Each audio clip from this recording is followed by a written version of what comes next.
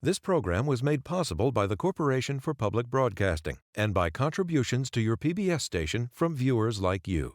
Thank you.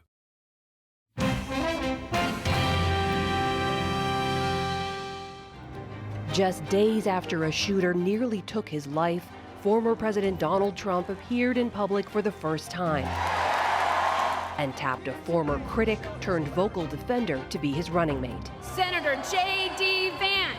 As the party gathers in Milwaukee. Are you ready for 4 more years of Donald Trump? Lingering questions remain about the assassination attempt. Evil came for the man we admire and love so much. How the GOP intends to expand its base. You know what I see?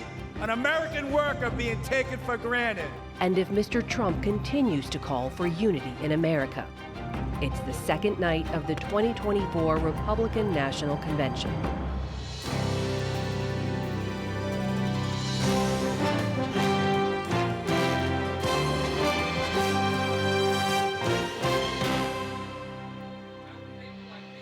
And welcome to PBS News special coverage of the Republican National Convention here in Milwaukee, Wisconsin. I'm Amna Navaz. And I'm Jeff Bennett. This is the second night of the convention, and the theme tonight is Make America Safe Once Again. Tonight, we'll hear from congressional leadership and several Republicans who challenged Mr. Trump for the GOP nomination this past year, including his former UN ambassador, Nikki Haley, and Florida Governor Ron DeSantis.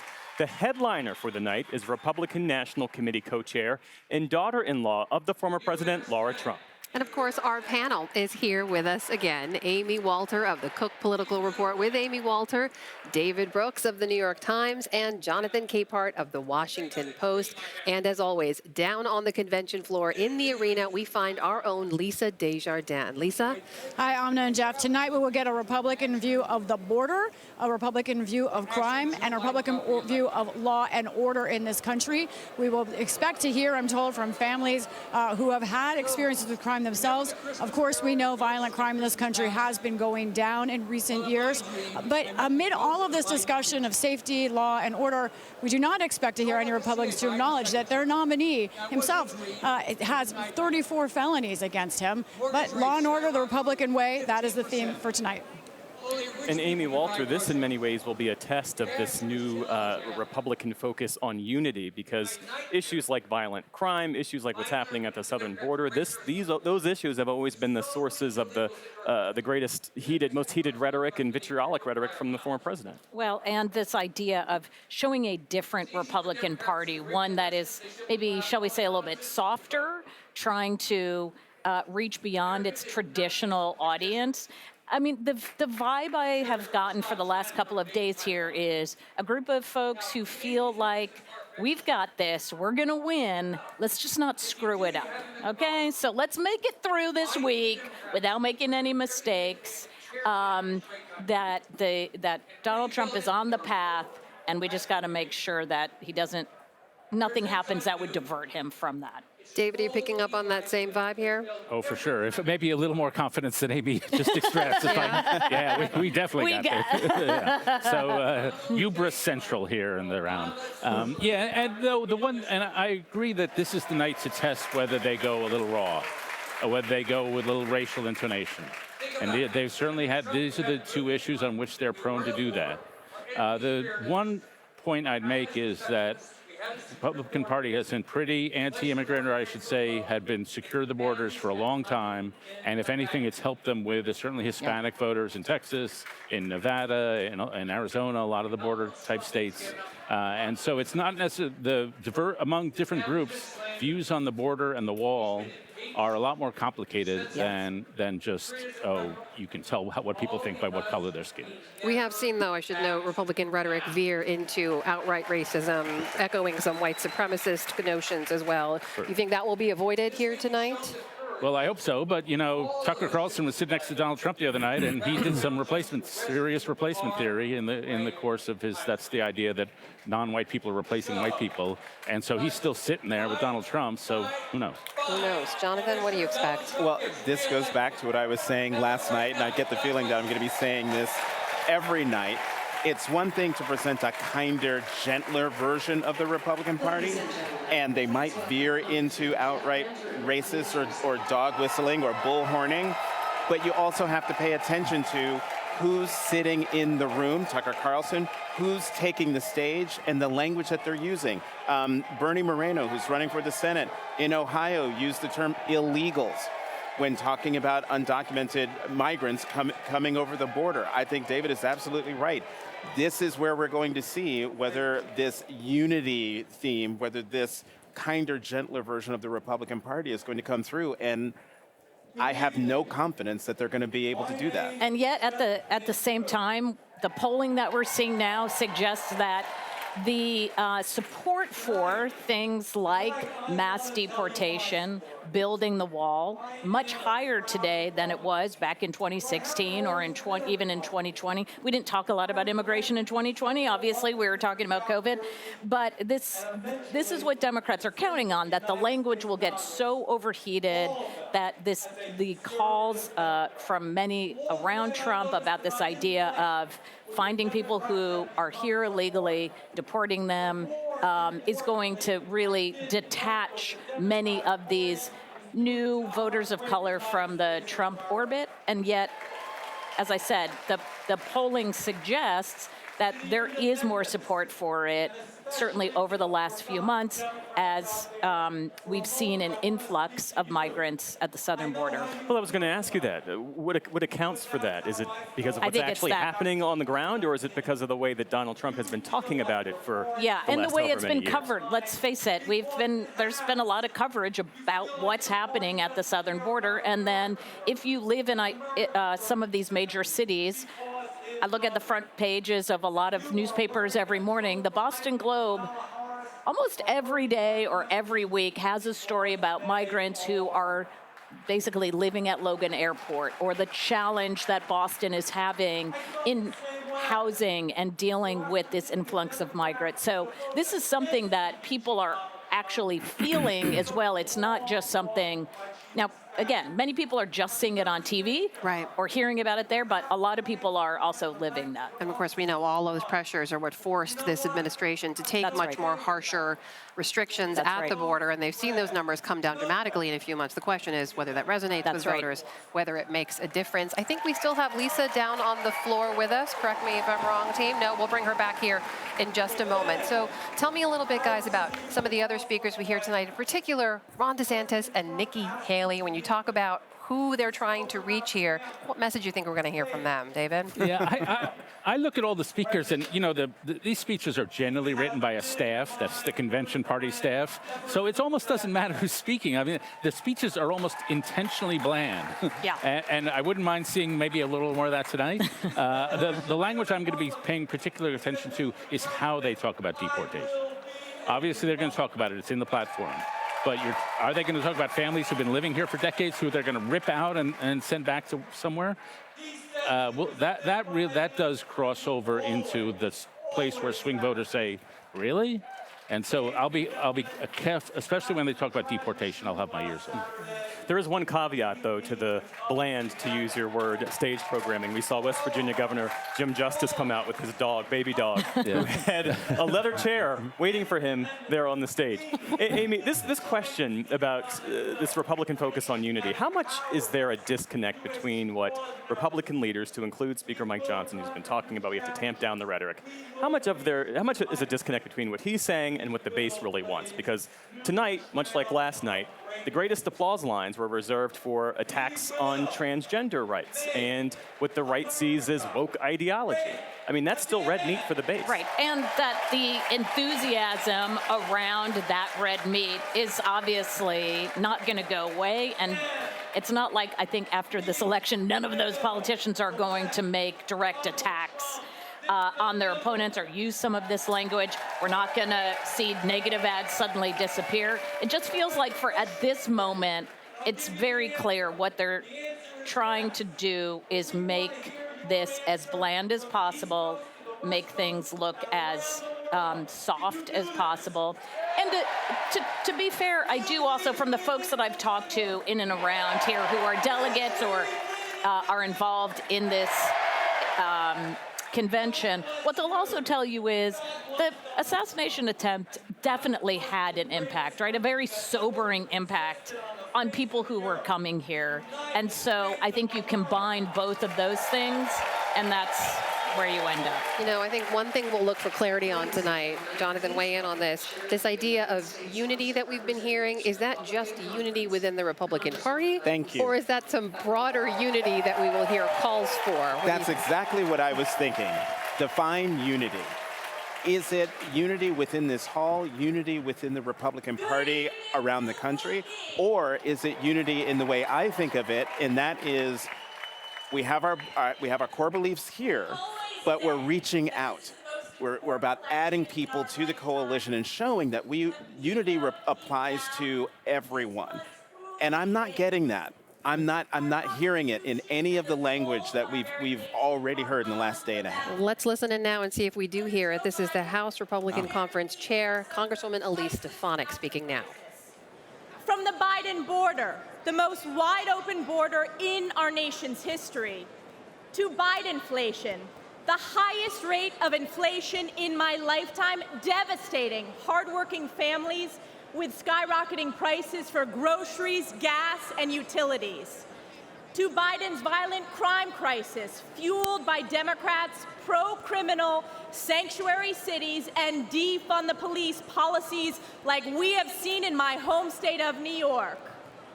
All while corrupt Democrat prosecutors and judges wage illegal and unconstitutional lawfare against President Trump in an effort to do Joe Biden's political bidding.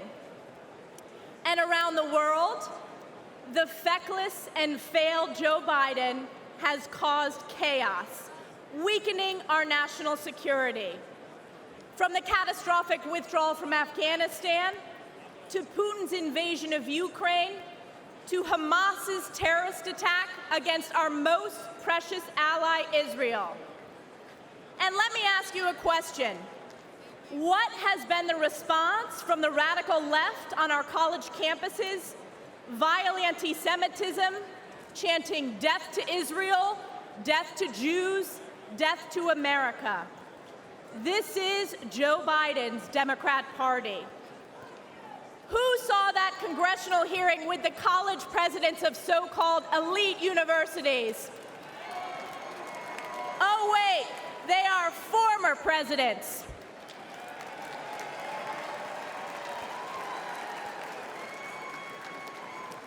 You know, I asked one simple question at that hearing. It was not a political question, it was a moral question, and that was this. Does calling for the genocide of Jews violate your university's code of conduct? And one after the other, said it depends on the context. Let me tell you, America knows it does not depend on the context.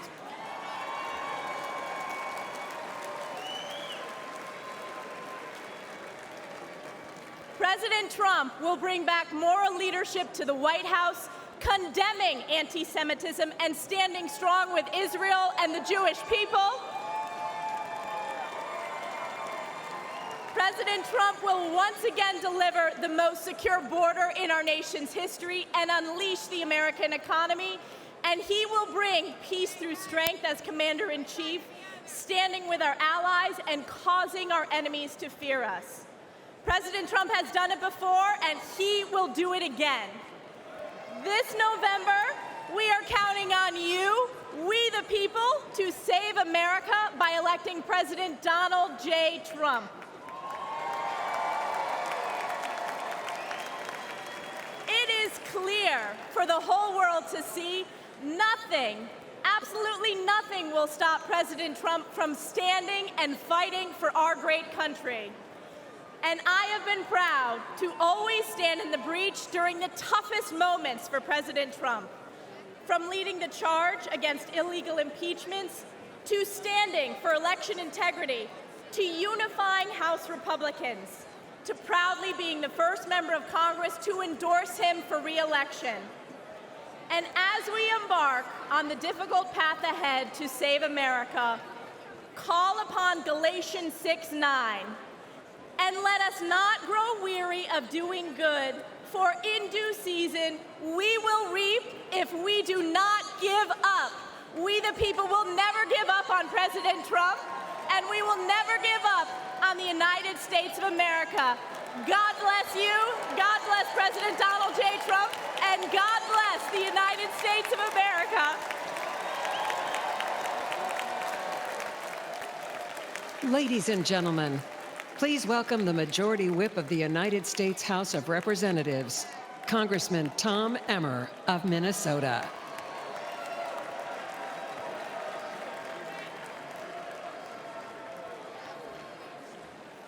How about that, Stefanik? Thank you. Thank you. I'm Tom Emmer, a proud American and a proud Minnesotan, and the Majority Whip in the United States House of Representatives. In 2022, Americans elected our House Republican majority to stop the Biden-Harris agenda. In spite of having one of the smallest majorities in history, House Republicans have held the line. We've fought back against the Democrats' reckless spending that imposed record-breaking inflation on the hardworking Americans. We passed bills such as the Lower Energy Costs Act and the Rein-in Inflation Act to counteract Joe Biden and Kamala Harris's failed economic agenda and to restore some fiscal sanity to Washington. We ended the vaccine mandate in our military.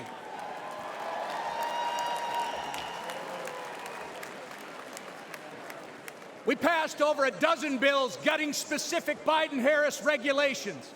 We passed the Parents' Bill of Rights. We investigated the Chinese Communist Party. We stopped the D.C. crime bill that would have made our nation's capital simply too dangerous to visit. And we passed the strongest border security bill in decades.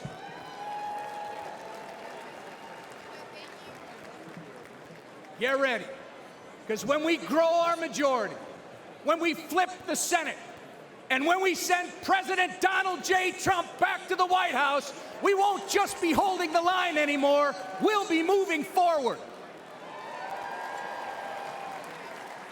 We will turn America First principles into law. I know firsthand that Minnesotans can't afford 4 more years of Joe Biden and Kamala Harris. That's right.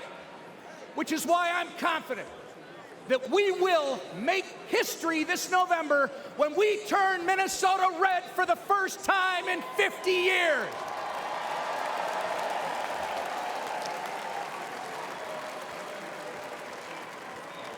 The Democrats' disastrous record on crime, trade, and regulation has ruined the lives of countless Minnesotans. When Minneapolis was in flames and businesses were in ruins, Kamala Harris encouraged and enabled the criminals and the rioters. Oh, it gets worse. She even promoted a fund to release the criminals from jail. It doesn't get reported much in our media, but one criminal Kamala Harris freed in Minneapolis went on to murder a man in St. Paul, Minnesota. Donald Trump stands with the people and the police, our men and women in blue, not with the criminals and the rioters. Donald Trump also fought for Minnesota workers and farmers, fighting back against Chinese trade abuses, ending NAFTA and replacing it with the USMCA.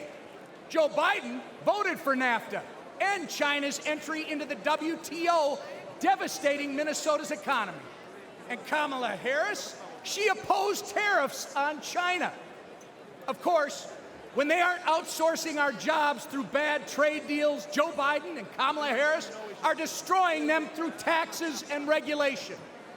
They are America last.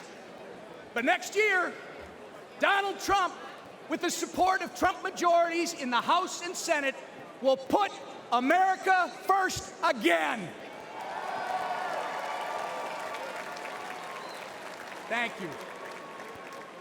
And I'm confident that together we are going to make America great again. God bless you. May God continue to bless Donald Trump and his family, and God bless America.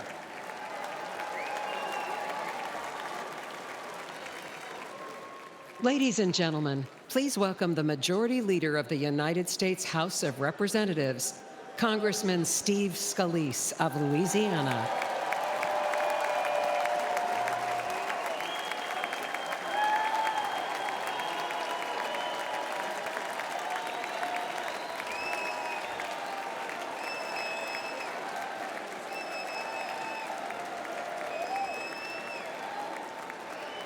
God bless each and every one of you. I'm House Majority Leader Steve Scalise from the great state of Louisiana.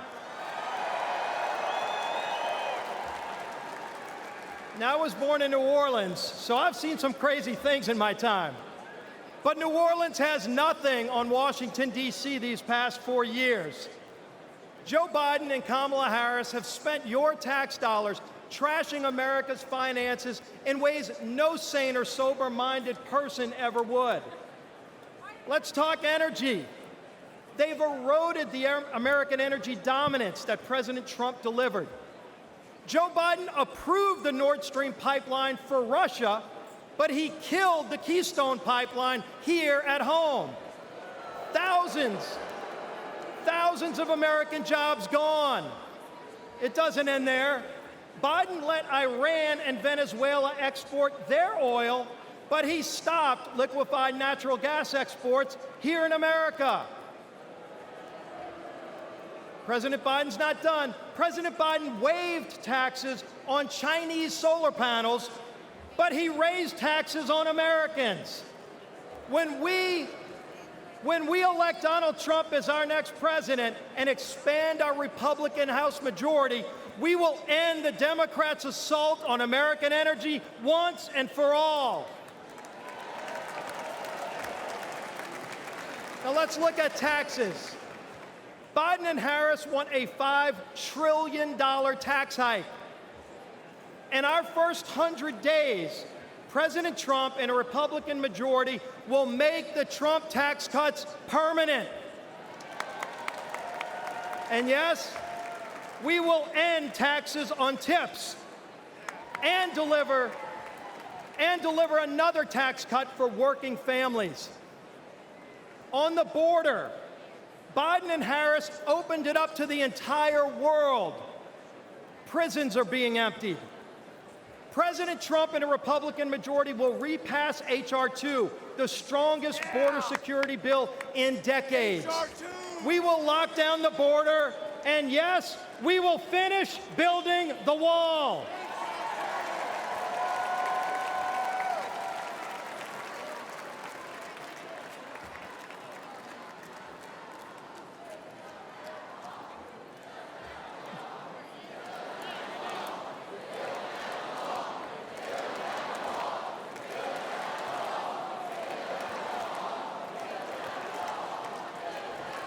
On voting, our most sacred right as citizens, voting. Biden and Harris want illegals to vote now that they've opened up the border. Republicans will repass the SAVE Act to block illegal aliens from voting in our elections. On foreign policy, Biden and Harris brought us weakness and war. President Trump and a Republican majority will begin rebuilding our military and will end the woke indoctrination in its ranks. We will restore American power and peace. On education, Biden and Harris opposed school choice. They actually investigated parents at school boards. President Trump and a Republican majority will pass legislation expanding school choice and will repass the Parents' Bill of Rights. Parents should be free to choose what their children are taught and where. Now, lastly, I need to say something about Saturday's attempt on President Trump's life. Many of you know I was the survivor of a politically motivated shooting in 2017. Not many know that while I was fighting for my life, Donald Trump was one of the first to come console my family at the hospital.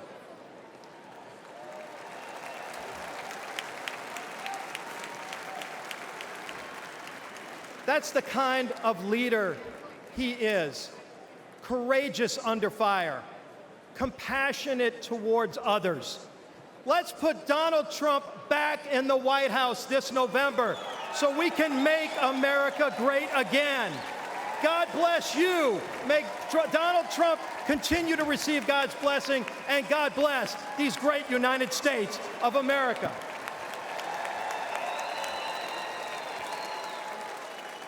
Ladies and gentlemen, please welcome the Speaker of the United States House of Representatives, Mike Johnson of Louisiana.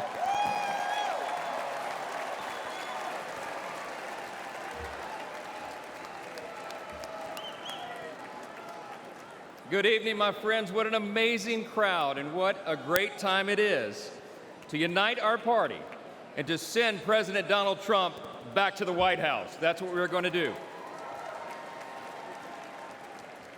But we're not just uniting as Republicans.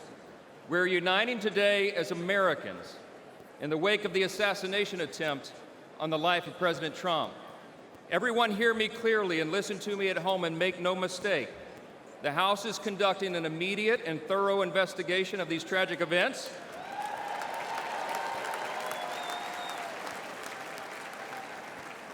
And that work has already begun. The American people deserve to know the truth, and we will ensure accountability. I promise you that. I promise you that. This has always been an important principle to us. We in the Republican Party are the law and order team.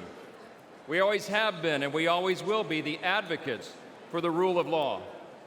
And we all know that that principle, as well as many others, is in serious jeopardy today. See, we've come to a moment in America where the basic things that we once took for granted are being openly challenged like never before. My friends, we are no longer just in a battle between two opposing political parties. We are, but it's not just ours versus these anymore. We're now in the midst of a struggle between two completely different visions of who we are as Americans and what our country will be. The Republican Party stands for the foundational truths that made America the greatest nation in the history of the world. We are the most free, the most powerful, the most benevolent nation that has ever been. It's not even close. It's not even close. But we have no guarantee that this grand experiment in self-governance can endure unless we respond to the call to keep it. 248 years ago, we boldly proclaimed in our Declaration that all men are created equal, not born equal, created equal, and that we're endowed by our Creator with certain inalienable rights. See, we understand that our rights do not come from government, they come from God.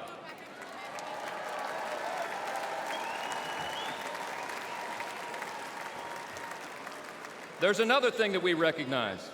We recognize that we are made in His image. And because of that, every single person has inestimable dignity and value.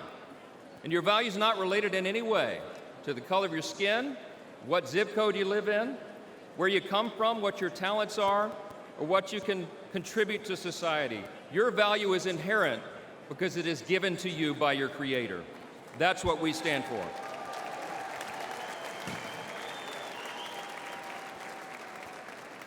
I speak a lot about what I call the 7 core principles of American conservatism. What do we stand for as Republicans, they want to know? I think it boils down to a few things: individual freedom, limited government, the rule of law, peace through strength, fiscal responsibility, free markets, and human dignity. Indeed, those are the 7 core principles of American conservatism, but they're actually the core principles of our republic itself. And while they resonate in our hearts and in the hearts of most Americans, listen to me, the radical, woke, progressive left has disdain for those principles, all right? They have a very different vision for what America should become. They want to tear down those foundations and remold us into some sort of borderless, lawless, Marxist, socialist utopia. We're here to say, not on our watch. We will not allow that to happen.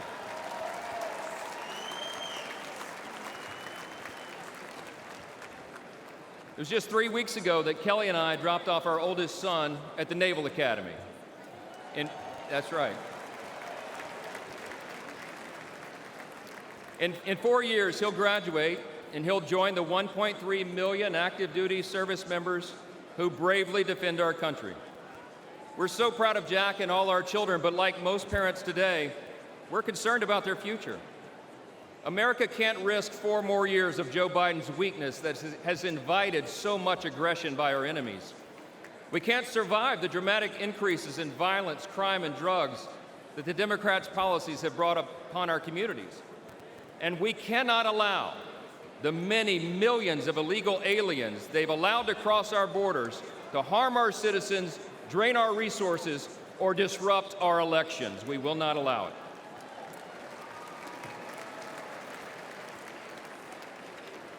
My friends, we're watching the principles of faith, family, and freedom that once defined our nation now being trampled underfoot by the radical left. As President Trump raised his fist and gave a rally cry on Saturday, now is our time to fight, and we will.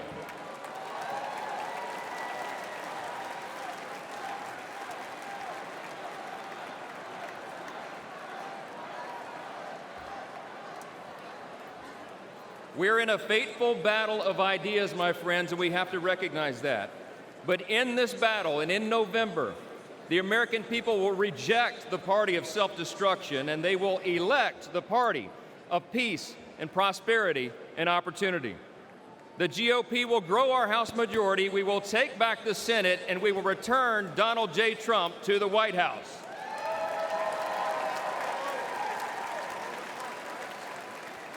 Standing arm in arm, we will make America safe again. Listen, we reach out tonight to everyone watching at home. We invite all Americans who believe in the promise of our great nation to join us in this fateful battle. We can and we will reverse this current decline.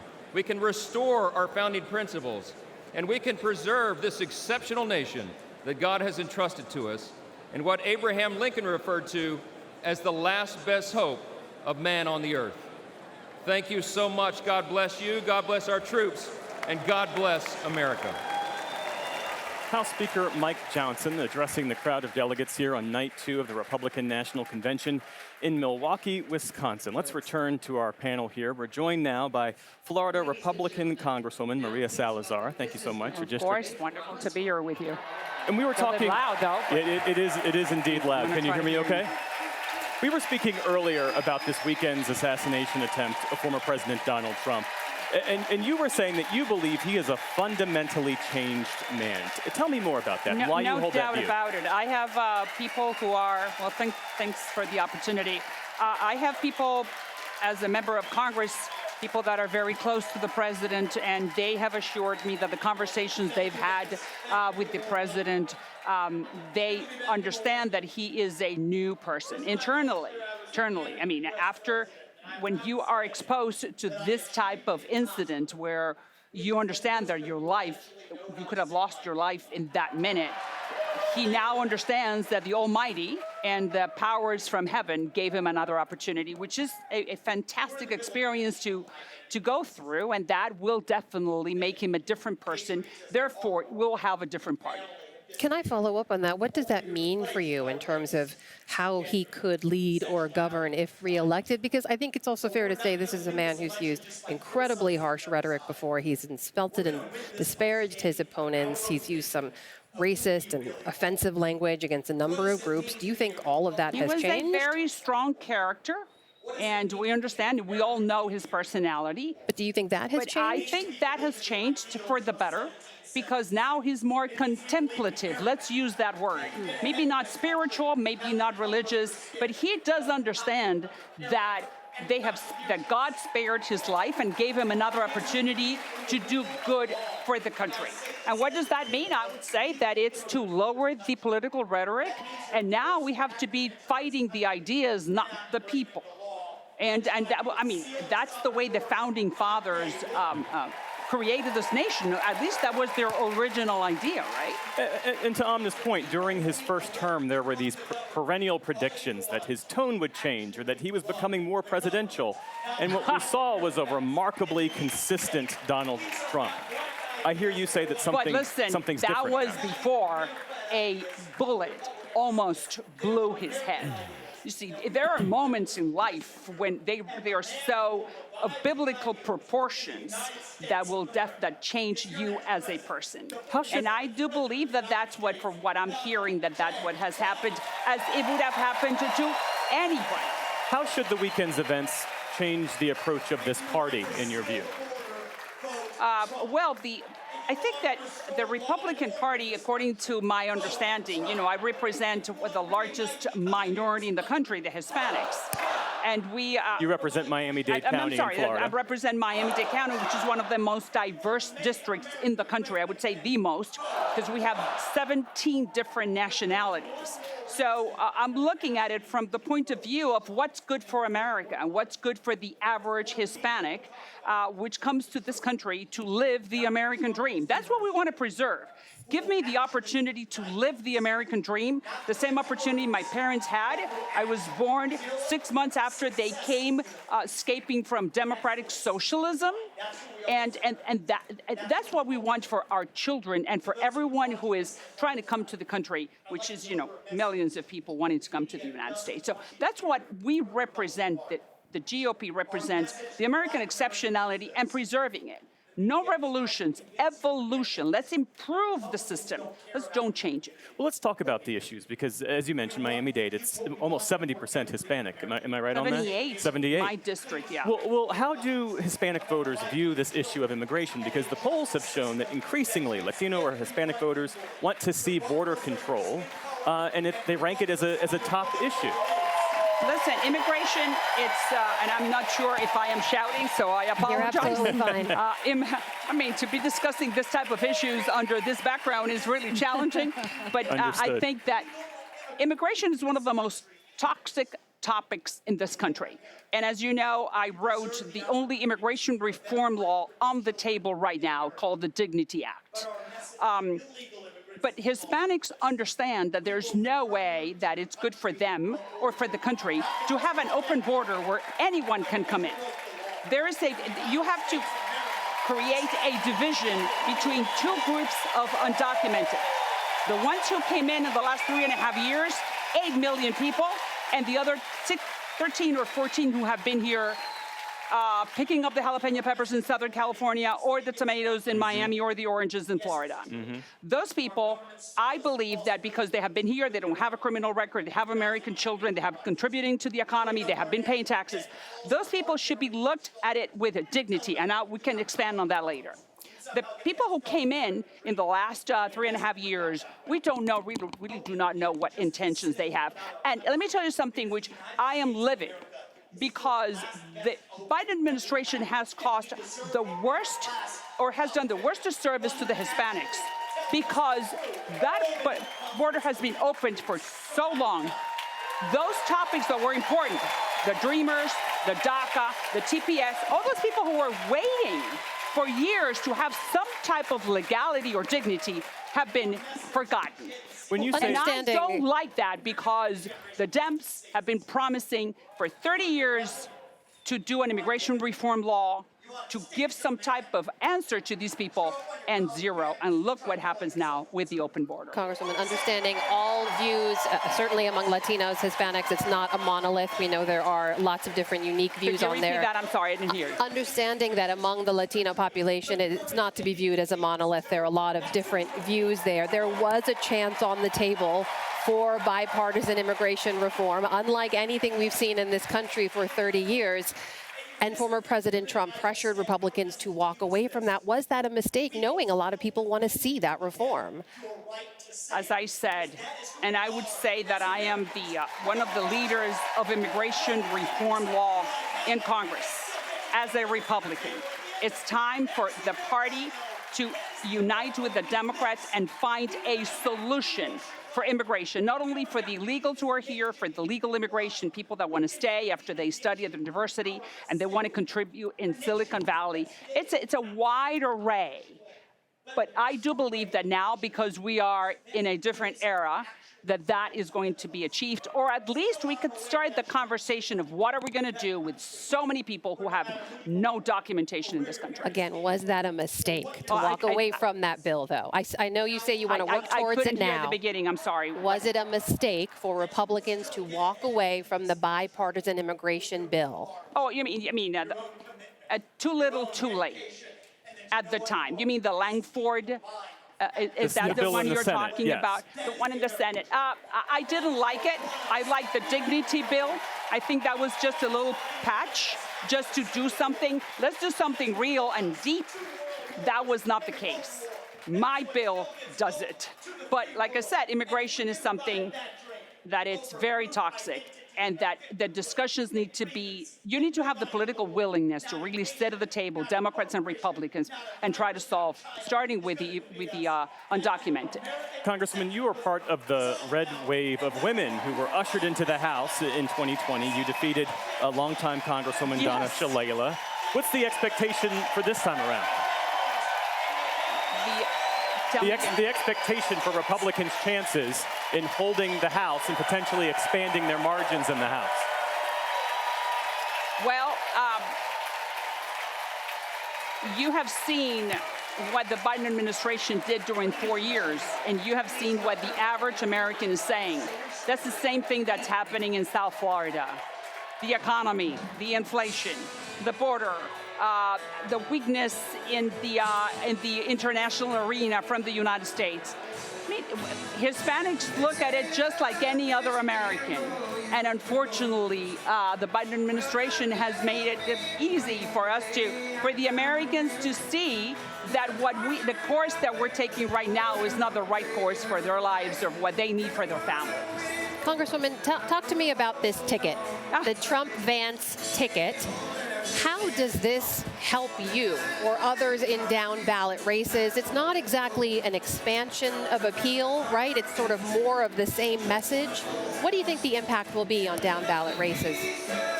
I believe that J.D. Vance, my community is going to look at him as another proof of the American dream. I am the American dream. The guy was born in poverty. His childhood was highly compromised, which can crush anybody if you have to go through what he went through. And he was able to have the internal fortitude to come out of that. And because the system gave him the opportunity, he went to law school, he went to the military, and now he's a VP. Where does that happen? So if you are, let's say, out of the 17 communities that I represent, if you're Venezuelan, if you're Colombian, if you're Brazilian, if you're Cuban, or if you're Dominican, you go, wow, I want to do the same thing. So that's the way they're going to view a J.D. Vance. But isn't that system, public schooling, public assistance, social programs, aren't those the things that Democrats promote? The same system, the system that J.D. Vance used to pull himself up. Those are programs that Democrats promote. Hey, it's the programs that everyone wants, because I would like, as a Republican, to have good schools for the Browns and for the black kids. I want to give assistance to those who need it. Yeah, sure. I'm not saying that that doesn't belong to any party. It belongs to the American system. But once you get that help, and then you just move, and you use the system to keep us moving forward without the assistance from government. So that's the way I will see it. Sorry. It's difficult. We have a lot of background noise competing with this, but Congresswoman Maria Salazar, a real pleasure to speak with you. And we'll have you back when we're not competing with so much noise on the floor. Thank you for bearing with us. Ideal. So then I can definitely hear you better and give you a more rigorous answer. We'll look forward to it. Thank you so much for being My here, pleasure, and thank you Congresswoman. for the opportunity. Sure, be well. Take care. Let's go to Lisa Desjardins, who's on the floor. Hey, Lisa, what are you seeing?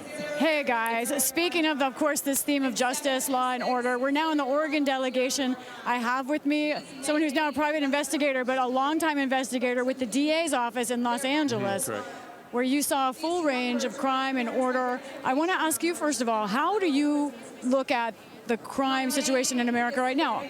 We're hearing a lot about how maybe reasons why people should be afraid, but violent crime is down. How do you see things? I understand your name is Brent Smith. Right. Yes, correct. go ahead. Yeah. Well, I definitely think you can't separate, you can't divorce leadership, city government, county, state government away from law enforcement. They're very intertwined, I think, as far as funding and just the moral support police officers have. I think that's the most important thing, is that when they don't feel they're supported as law enforcement officers across all branches of law enforcement, it is very difficult to do your job. It's a very difficult job, and what I always tell, even in my classes I used to teach, before you criticize police, you need to ride in the back seat with one of them on a Friday or Saturday night. Your whole perspective will change. The things that they have to put up with and deal with is incredible. And From your colleagues, former and current, do you sense a morale issue for law enforcement? Absolutely. What is that? Tell us. Well, Portland Police Department, where I live in Portland area, I have friends that are there, and because there's no support from city or local government, at least in Portland, not much. I think the pendulum is changing. It's going back because defunding. I think Portland has realized. And by the pendulum changing, you mean what? Things are improving? Things are starting to improve, I think, because they realized defunding wasn't the answer. Because public safety, when people have public safety, they don't feel secure, they don't enjoy their community, there's always just a fear, living in fear. So you need to have a strong law enforcement agency so that you can feel like you're going to be safe. But that comes through funding, it comes through support of local government. One more question for you, sir. I know you did a lot of white-collar crime, you told me, in Los Angeles. Your nominee is convicted of white-collar crime, 34 felony counts in New York, Donald Trump. You are someone who sworn to uphold the law, to prosecute, investigate. I have to ask him, sure. I know it's a difficult question, but honestly, how do you see someone who's been convicted of breaking the law? Well, again, like most people, if you ask him what charges he was actually convicted on, a lot of people don't even know what those are. I believe that we have to deal with juries that may have a political bent. I think the whole thing has been politicized, and our judicial system has been politicized as a weapon. And I think there's things that Donald Trump has experienced that whole politicization and weaponization of the justice system has really, he's a victim of that. Have you asked yourself if you would feel differently if he was a Democrat? I think I'd definitely look at it. I feel like I can be objective. As a police officer, you need to be objective. You don't care which side of the political pendulum they are at that point, but I think I would. I think I'd be very objective about it. I think I am with Trump. I don't want to vote for somebody who I feel is a criminal, but I just don't think that's the case. Brent Smith, thank you so much, alternate delegate from Oregon. Back to you guys. All right, that's our Lisa Desjardins live there on the convention floor. Back here with our panel in our PBS News studio, Amy Walter, David Brooks, Jonathan Capehart. Let's just take a minute here and reflect on some of the conversations we've had so far. Jonathan, weigh in for us on the conversation as it's been unfolding. Also, I was struck by Congresswoman Salazar's conviction that former President Trump is a changed man. We have not yet heard from him yet, but your thoughts? I will believe it when I hear it. I'm just not there. And I keep the dissonance between what she was saying during your interview about Donald Trump and the words we've been hearing from people on that stage is I feel whipsawed. I mean, Speaker Johnson's speech, Elise Stefanik's speech, Steve Scalise's speech. These were all sort of red meat speeches. I zeroed in on Speaker Johnson talking about the 7 principles of conservatism that he lives by: individual freedom, human dignity. unfortunately, it doesn't apply to people who need reproductive health care, families that want reproductive health care, or LGBTQ people who want to live their lives unbothered by government or their neighbors. I mean, if you're going to talk about unity, LGBTQ people and other people who are not in this room need to hear it and need to feel it from the stage, and it's not coming from the stage. So, all due respect to Congresswoman Salazar, if former President Donald Trump gets on that stage on Thursday and gives a humdinger of a truly unifying national speech, I will eat this laptop and I say iPad and I say that knowing that I will not do any damage to my GI tract. How do you see it, David Brooks? I believe all souls are redeemable, and so I think when God has purposes for people that work in strange ways. King David was not always the greatest guy. Saul of Tarsus, who I mentioned last night, was not always the greatest guy. And so I approach it with an attitude of preemptive mercy. Martin Luther King said forgiveness is an attitude. Nonetheless, it is incumbent upon the person who we hope is redeemed to confess sin, to practice penitence, to issue reparations, to offer reconciliation and retrust. So it's a rigorous process of forgiveness that has been laid out before us. And so I remain open to the possibility that Donald Trump is a different person. But there is a process for re-engaging with those who have been wronged. And so I keep my ears open to whether Donald Trump wants to engage in that kind of long and rigorous process. You make us all want to be better people, Dave. I was All about to souls say, are we could redeemable. almost pass around the collection plate. I'm also struck by tonight is really there are a parade of people who Donald Trump has defeated. We have in primaries. We had Vivek Ramaswamy, who was on the floor. We're obviously going to Nikki Haley and to Governor DeSantis. We will have Ted Cruz also, who was his 2016, the last man standing between Donald Trump and the nomination in 2016. Who was booed on this stage. And who was booed on and didn't endorse him on the stage. I remember that quite well. That was a pretty crazy night at the Cleveland 2016 convention. And there will be a couple of people who worked with Donald Trump during his first administration. Ben Carson, Sarah Huckabee Sanders, who's now the governor of Arkansas. But what's notable about this entire experience is how few people there are who actually worked in the White House for Donald Trump. His vice president, right? Not endorsing him, not here. Why? Right, I wonder why. His attorney general, many of the people who served on the defense or within, those different departments, his former Chief of Staff John Kelly, his former Chief of Staff Mick Mulvaney. His former national security advisors, his former Secretary of State, the list goes on. Right, I'm not going to go through but I had like 1, 2, 3, 4, 5. I started counting who's not, who has basically distanced themselves from Donald Trump. And so to me, that's what's quite remarkable. If we're talking about forgiveness or redeeming or what, that there was this is not simply like when we were in 2016 or even in 2020, this idea of he's going to pivot, he's going to be disciplined, there is a record, and there are people who have seen him operate while he was president of the United States. Many of those people, in fact, most of those people who worked with him have either publicly come out against him or certainly are not endorsing or openly supporting him this time around. David, to that point, underpinning this whole conversation around his vice presidential pick is the idea, as Amy mentioned, that his previous vice president is not here because supporters of Mr. Trump threatened his life on January 6th, and there is no longer any partnership between them. How is anyone going to handle that here? Well, they seem to be ignoring it. I mean, you look at all the memoirs that have been written by former Trump people, John Bolton, and the list goes on and on and on. And they all speak to a person of extremely bad character.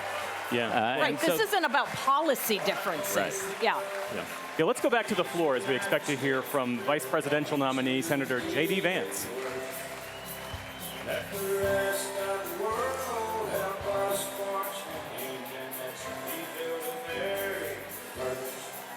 And you can see there in the distance, just making his way into the arena is Senator J.D. Vance, of course, just named to be former President Trump's running mate. And we've talked about as well, Amy, that this is still someone that many here in the room, certainly the delegates, many people across the country are still very much getting to know. He will not be addressing this crowd until tomorrow evening. How do you think this introduction, this rollout to where the Republican Party is right now, how do you think that will go? When he speaks, I think it will be very well received because he is, as we talked about yesterday, he is the image of the new Republican Party. He's a later convert to MAGA, but a convert nonetheless, who has been a staunch defender of Donald Trump at every one of his lowest points. There was J.D. Vance. But remember, he has exactly one campaign under his belt. He's been in Congress for like 25 minutes. And it was a hard-fought campaign. It was a very hard-fought campaign in a state where, Mike DeWine won, the governor won by over 20 points.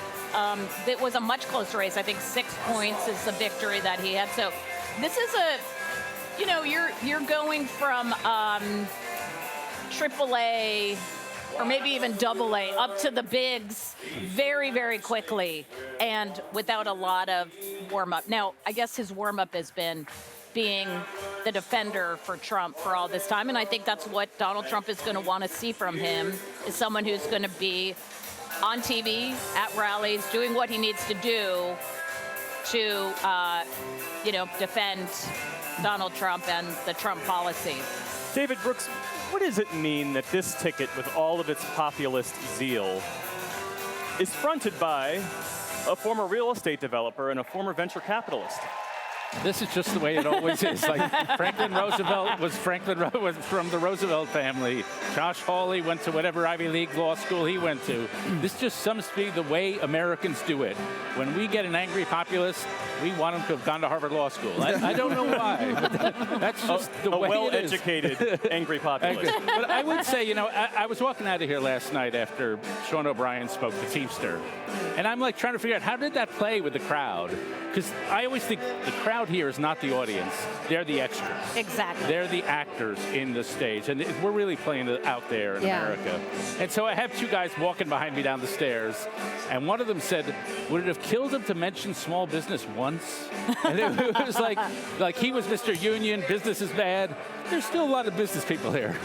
And so this is a party in transition. And I think Vance is the avant-garde of that transition. But a lot of these people are not there in the populist vein right yet. Jonathan, I know we've been keeping an eye on who is seated in the family box as well, what that says about the message that they're kind of sending today. I noticed Arkansas Governor Sarah Huckabee Sanders there as well. How indicative of that do you think? Well, I mean, Amy talked about. I mean, she worked for Donald Trump. She was the press secretary. Now she's the governor. She rode that wave into the governor's mansion in in Little Rock in Arkansas. So that's what that means. Yeah, we'll keep an eye on that box for sure. We'll be back here with the panel in just a moment. But right now, we are going to take a short break for our PBS stations. We'll be right back with continued live coverage of the Republican National Convention. Stay with us.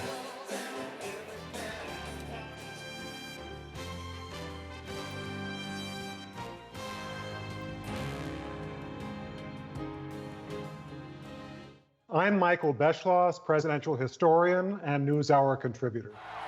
Republican Convention, Cleveland, 2016. Donald Trump was about to be nominated, and out onto the stage came his runner-up candidate, Ted Cruz, who had fought him all the way through the primaries and whose father and wife Trump had personally insulted. It became clear that Cruz was not going to endorse Donald Trump. If you love our country and love your children as much as I know that you do, stand and speak and vote your conscience. Vote for candidates up and down the ticket who you trust to defend our freedom.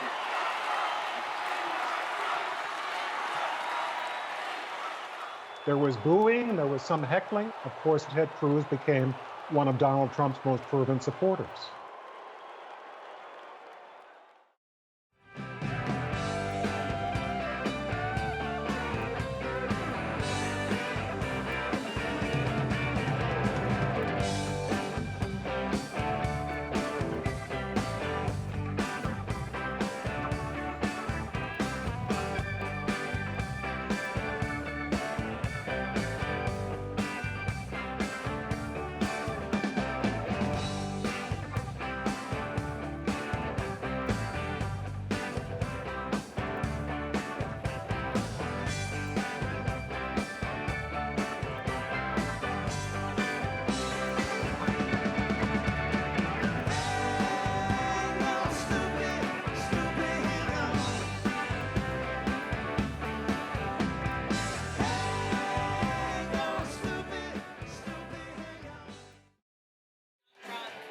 And welcome back to PBS News live coverage of the Republican National Convention. Thanks for staying with us. I'm Amna Nawaz. And I'm Jeff Bennett. We have a couple of more hours this evening with many more speakers to go, but let's return to our panel in the booth. That's Amy Walter, David Brooks, and Jonathan Capehart. Jonathan, it's been more than 24 hours now since Donald Trump announced his pick of J.D. Vance to serve as his vice presidential nominee. How are Democrats approaching this? What message have they settled on to undercut the strength of this ticket? Well, I don't know if they've settled on a message, but what I've been hearing is that a lot of Democrats are happy that Senator Vance is the pick. I mean, there's a lot in his background, a lot in his record that they can run on, and meaning run against him with. And so, could you imagine if the nominee had been Nikki Haley or Senator Rubio? Be a completely different conversation. But as you mentioned, Amy, Senator Vance has only been in the Senate for a year and a half. He's come way up in the big leagues, and I don't think we've ever seen anyone this quote-unquote green since Sarah Palin. Now, since Senator Vance is in the Senate, it's a bigger stage, but he's untested on this stage. And the thing I'll be watching for is how well does he handle that stage under that microscope. The intensity is going to get very strong, and it can break people who are not prepared, as we saw with Sarah Palin. David, to that point, what do you make of this, especially the idea we've heard that, there's a lot of ammunition, there's a lot of opposition here that Senator Vance has shown to Mr. Trump in the past. You can see those ads writing themselves and being rolled out here. Does any of that make a difference in this race? It makes a difference. I remember when J.D. was one of us never Trumpers. But, he says, listen, my mind was changed. And a lot of people's minds were changed. Rapturous applause here as Donald Trump makes an appearance. We believe he's going to go up and sit with the family as he did last night. A fist bump from the former president. The crowd of delegates on their feet. We'll see if Mr. Trump interacts with any of them as he makes his way up to the box there with the family. And that bandage remaining on his ear still. Can I just point out to you, David, I'd love to get your take on this. The fact that, he made an appearance yesterday on night number 1 of the convention, that he is here again tonight. I think we can expect he'll be here every night until he speaks on the last night. I said that last night. I predicted it when we got off air. He's going to be here every night. Jonathan you did say that. He gets the award for that. You're absolutely right. What does that say about where the excitement is right now, that they feel he needs to be here every single night? Well, I suspect when Donald Trump sees 8,000 cameras in one room, he wants to be in that room. That's all it takes. And so I think that's part of it. Also, I think a lot of the rituals of conventions, I think, have eroded, not only with Donald Trump, but they've eroded over the years. And so the idea you build for that final appearance, that really went away with Reagan, I guess. I don't know. But so now it's TV, it's more familiar. People want to see Donald Trump. Donald Trump wants to see people.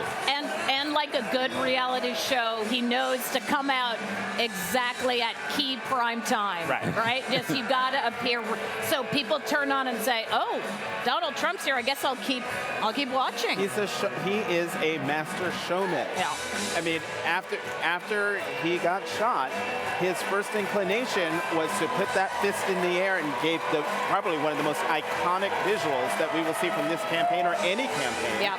And coming into the hall yesterday, coming into the hall tonight, and in a very UFC, that sort of wrestling federation way, in the backstage, the camera following him out from back of house into the arena. That's all stuff that people who watch wrestling, they know that. And so this is where you see the genius of Donald Trump is in television. It is in the pictures, which is why I'm so curious why he chose Senator Vance as his running mate. Well, what about the tableau? Because you see behind him Congresswoman Marjorie Taylor Greene. I don't know who that member of Congress is, the woman in the black pantsuit. But I think it's Corey Mills behind him from New York. Regardless, yes. Yeah. But what they represent, my eyesight is failing me. But the folks in that family box who are not members of the family but members of Congress, that message that what does it convey, and how might that land with suburban women voters?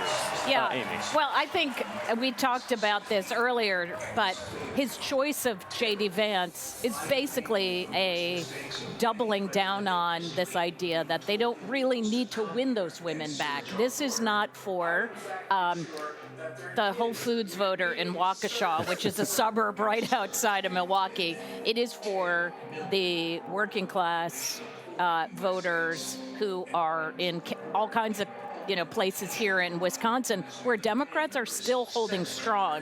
Democrats in Wisconsin are still holding, their base is still like 45% white, not college. That's who J.D. Vance, he's thinking, is going to appeal to. So this isn't about trying to get back all those voters from the suburbs who left in the era of Trump. This is about bringing, and in many cases, voters of color who fit not just white working class voters, but working class voters across the board. And I imagine it's also about promoting the movement, David Brooks, that J.D. Vance is in many ways the populist protege of Donald Trump. And this selection of J.D. Vance is not a signal about how Donald Trump intends to govern or trying to shore up any vulnerabilities. It really is about promoting this movement, this MAGA movement that they care so deeply about. This is a movement that did a hostile takeover on the Republican Party. And so all those people around him were part of that renegade movement. And, as Amy says, the key divide in American politics these days is the diploma divide. When John F. Kennedy was elected president, he lost college-educated voters, but he won because he won working-class voters by 2-1. When Joe Biden was elected, he lost working-class voters, but he won college-educated voters by 2-1. So this whole party has shifted toward the educated class, or not this one, the other one. And so Donald Trump is aware of that, and so they're doubling down on that. And I think people who underestimate J.D. Vance, I have worries about J.D. Vance because he's never really run anything, so I have real worries about that. But he represents a developed economic philosophy that plays well for Josh Hawley, it plays well for Tom Cotton, it plays well in working-class Midwestern areas, and Democrats have to respond to it with substance. Let's take a listen now to the convention floor. Texas Senator Ted Cruz is taking the stage right now.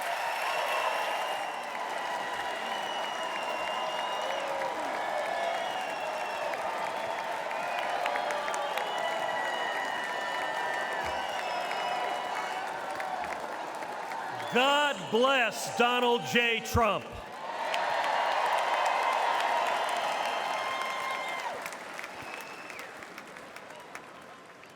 And let me start by giving thanks to God Almighty for protecting President Trump.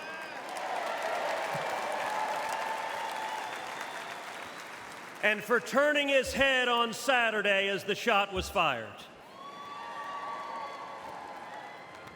Together we lift up in prayer all of our leaders for protection. And our prayers are in particular with the family of Fire Chief Corey Comparatore and the others injured on Saturday.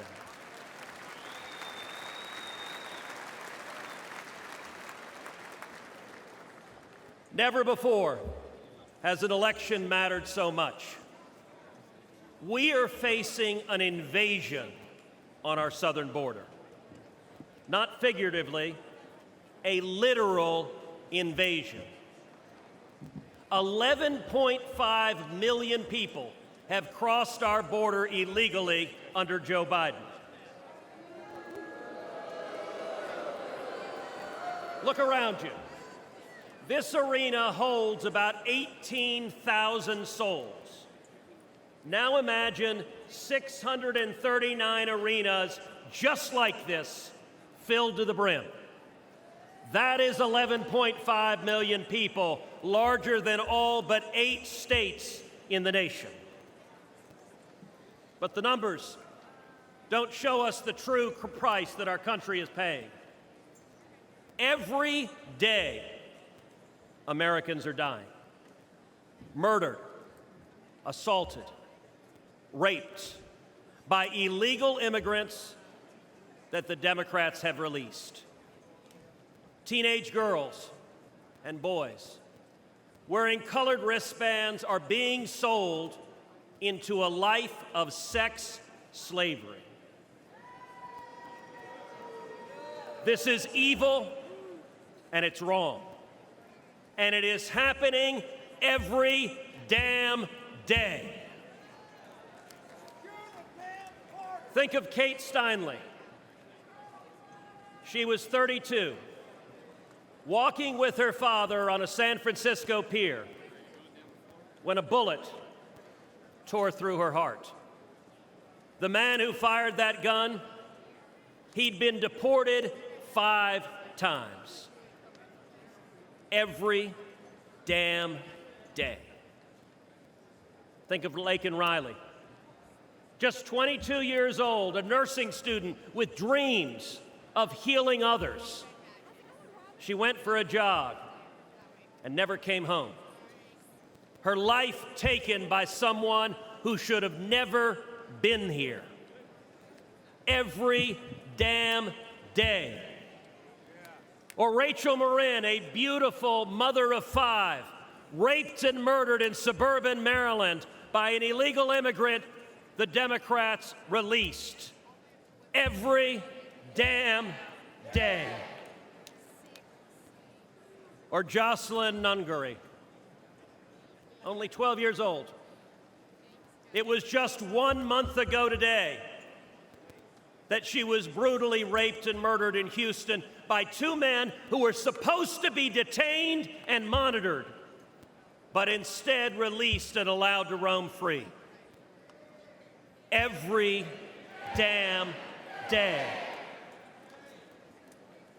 These aren't just stories or statistics. They're our daughters, our sisters, our friends. The families don't care about the empty numbers. They care about the empty chairs at the dinner table, about the voices they'll never hear again, about the laughter lost, and about the dreams that will never be fulfilled. I've sat with these families in living rooms where the silence is so loud that it hurts, where photo albums are opened with trembling hands. How did we get here? It happened because Democrats cynically decided they wanted votes from illegals more than they wanted to protect our children.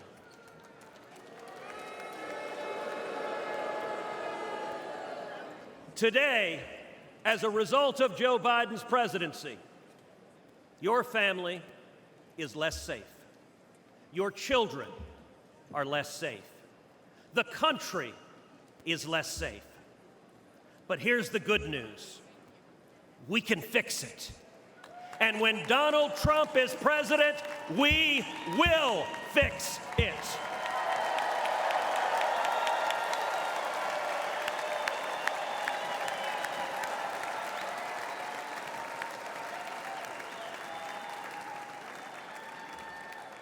We know this because he's done it before.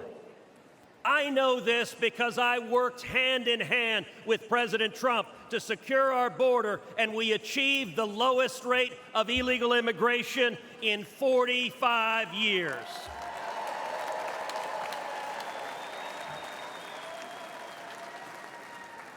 It's real simple. He's done it before, and he'll do it again. So tonight, I speak for Kate and Laken and Rachel. Tonight, I speak for Jocelyn.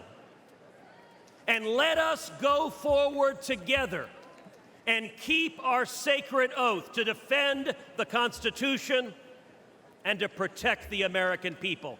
Let us secure our borders, enforce our laws, protect our children, and restore the future.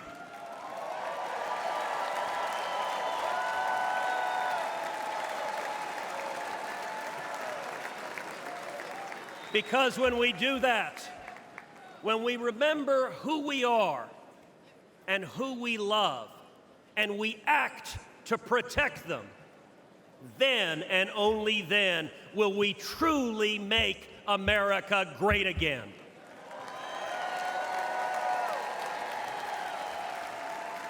Thank you. God bless Texas, and God bless the United States of America.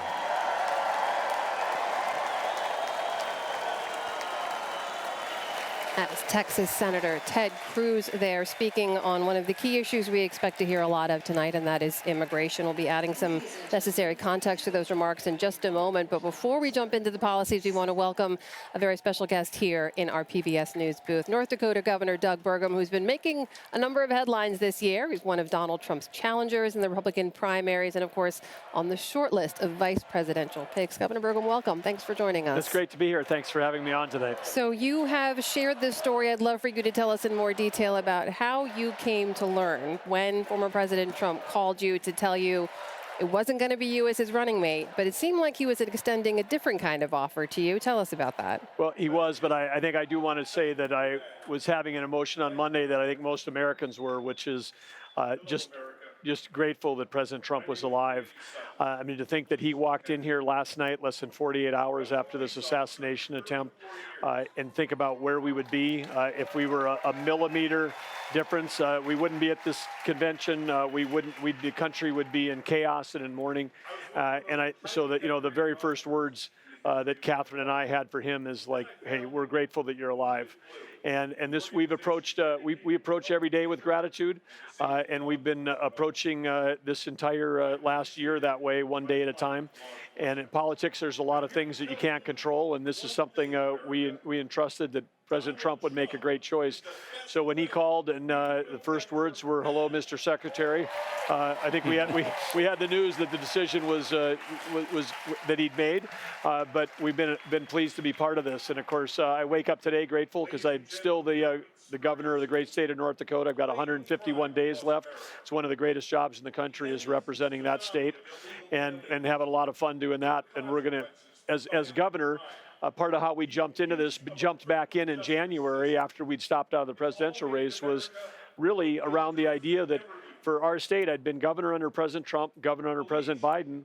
One was like a breeze at our back, and the other was a gale force wind. And I'm talking about the rules and regulations. We're fighting over 30 different federal efforts through mandates or rulemaking. That could be a single rule might be 800 pages to 1,400 pages long, but these are designed to really curtail U.S. energy, U.S. agriculture, which is really dependent on the fuel markets now. Mm-hmm. And then, of course, we've got a big national defense presence in North Dakota as well. So when you got your own administration coming after your largest industries, you have to say, hey, what can I do as a governor? Well, the best thing I could do is to get a change in administration.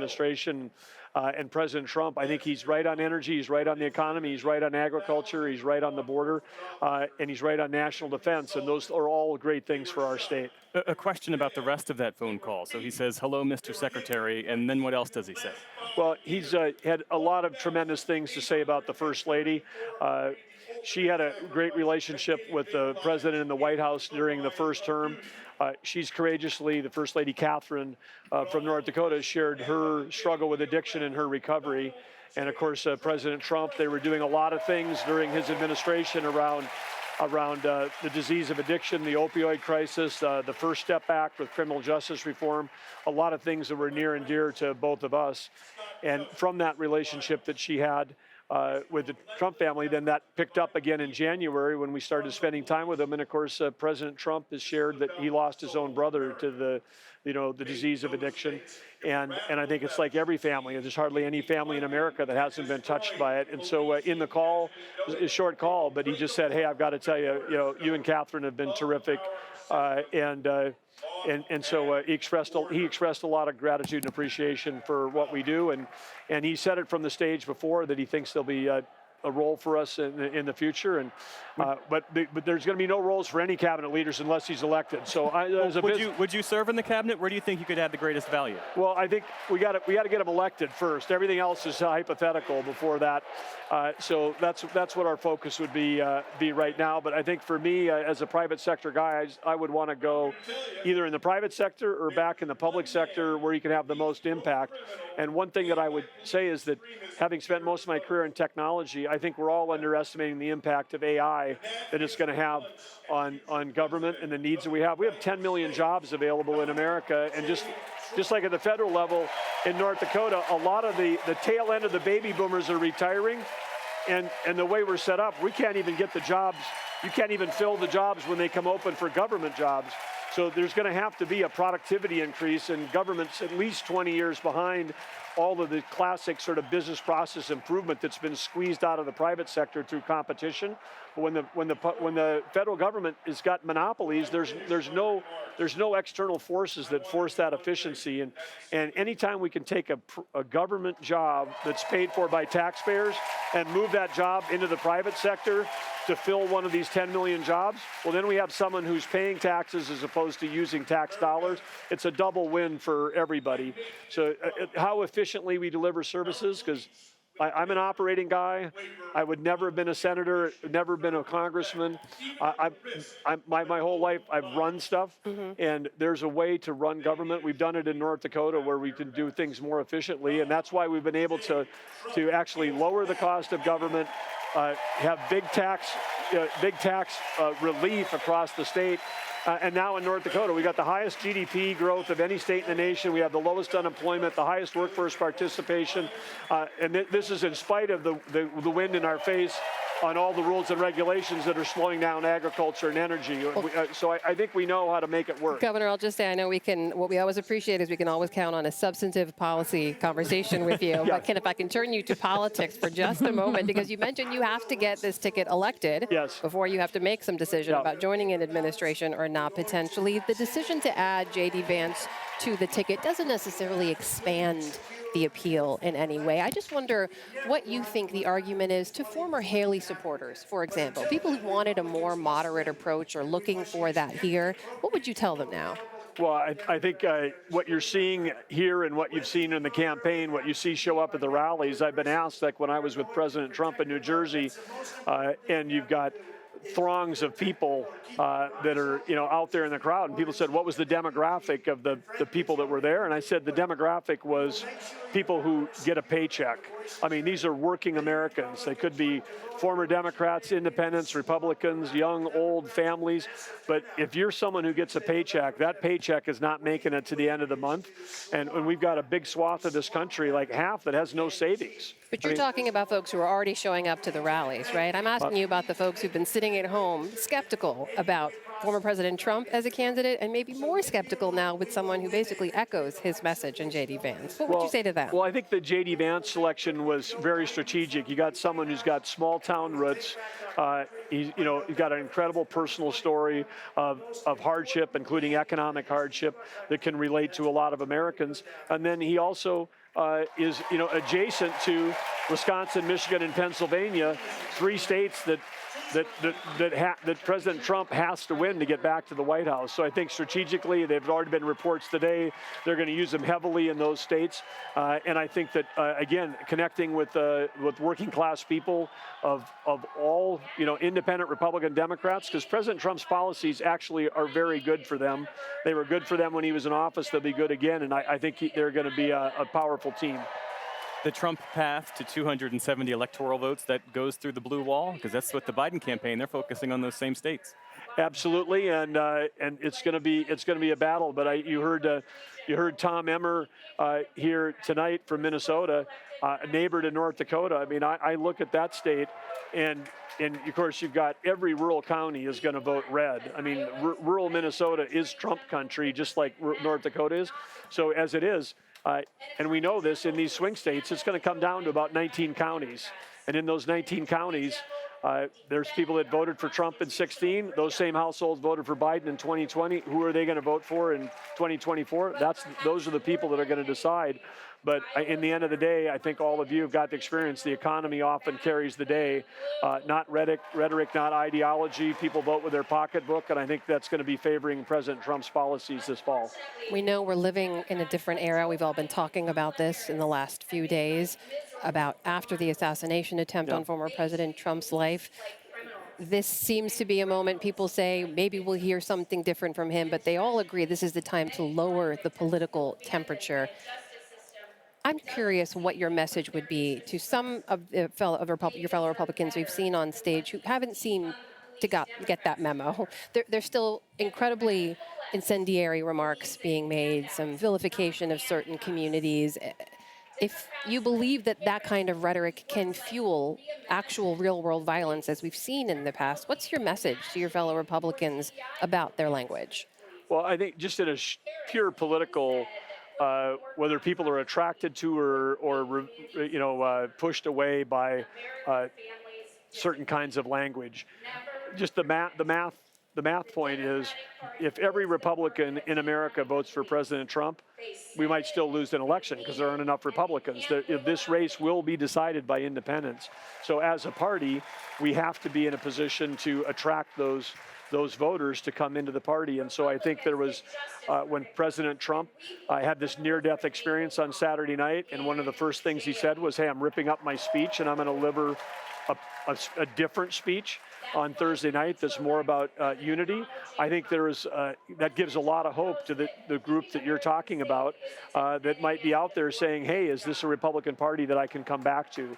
And I'm looking forward with a lot of anticipation to Thursday night's speech. And I think that President Trump is in a position to actually not just to unify the party, but actually unify the country. We're set to hear from former UN Ambassador Nikki Haley moments from now. She, even though after she dropped out of the primary election, she was still pulling 20% of the Republican vote in some states. What should she say tonight to this crowd and to folks watching at home that would help bring the party together, the Republican Party, folks who, even those supporters of hers who still aren't fully supportive of Donald Trump? Well, I think the message is pretty simple, because as people may have hoped, I mean, we know that there's a lot of people out there. You're the pundits, you track all this stuff, and a lot of people were hoping in 2024, 2 years ago, a year ago, that we might have a different set of people on the top of the tickets. But for those people, that's not me. We feel like we got the right person on the top of our ticket, someone who's going to be able to lead our country with strength. But for those people, they have to make a choice. Either you don't vote or you've got a binary decision. And you're going to be voting for one party or the other. And which vision of the party, which vision of the administration do you believe in? And I think that Nikki's got an opportunity to basically really declare which way she's going. And I think a full-throated endorsement for President Trump tonight will go a long way. But I know that when you see the numbers you see in the last, a lot of Nikki's supporters and Nikki's donors have already come to the Trump camp. That's already been happening, and I know that because I've been talking to him the last 6 months. Governor, you've made the segue for us. We thank you so much for coming by. All right. Governor Doug Burgum, and let's go now to Nikki Haley. Great. Thank you, sir.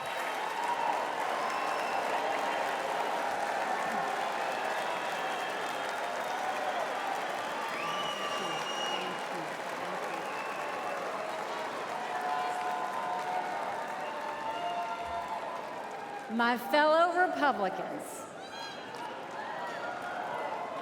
President Trump asked me to speak to this convention in the name of unity.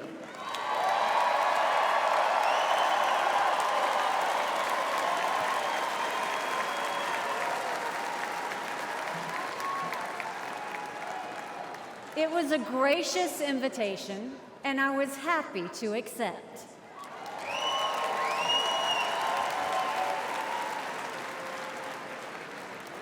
I'll start by making one thing perfectly clear. Donald Trump has my strong endorsement, period.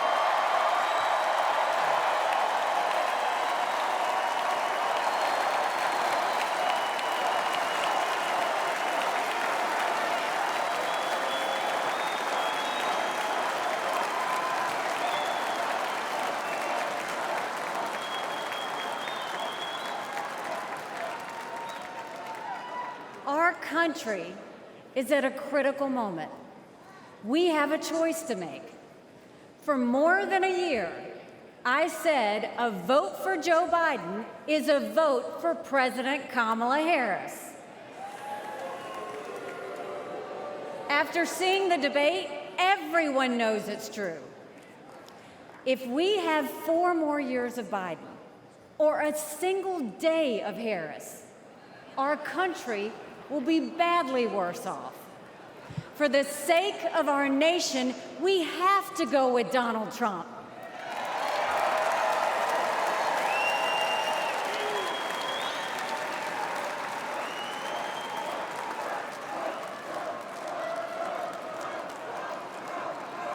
But there's more to it than that. We should acknowledge that there are some Americans who don't agree with Donald Trump 100% of the time. I happen to know some of them.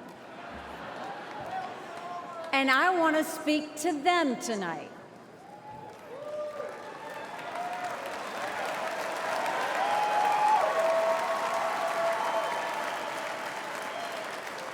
My message to them is simple.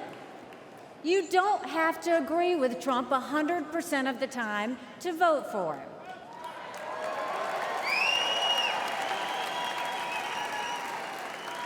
Take it from me, I haven't always agreed with President Trump.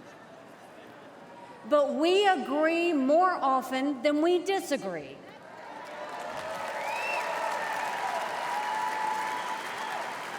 We agree on keeping America strong. We agree on keeping America safe. And we agree that Democrats have moved so far to the left that they're putting our freedoms in danger. I'm here tonight because we have a country to save. And a unified Republican Party is essential for saving her.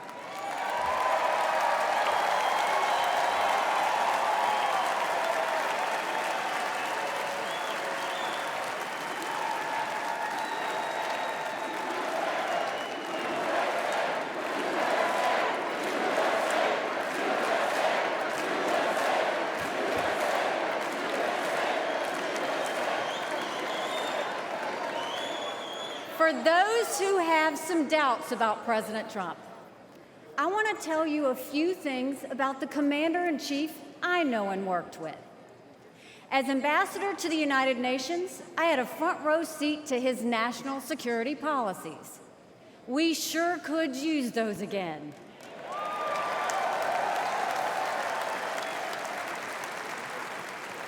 Think about it. When Barack Obama was president, Vladimir Putin invaded Crimea. With Joe Biden as president, Putin invaded all of Ukraine. But when Donald Trump was president, Putin did nothing. No invasions.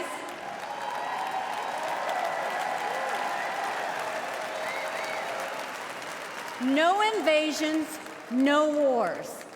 That was no accident. Putin didn't attack Ukraine because he knew Donald Trump was tough. A strong president doesn't start wars. A strong president prevents wars.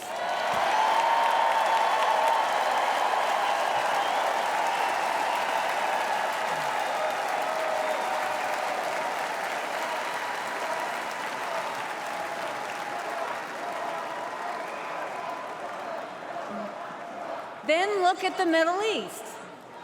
Every problem in that part of the world can be laid at the feet of Iran. The dictators who chant death to America are the bankrollers and weapons suppliers for Hamas and Hezbollah.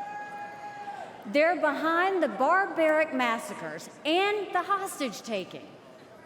Once again, compare Trump and Biden. Trump got us out of the insane Iran nuclear deal.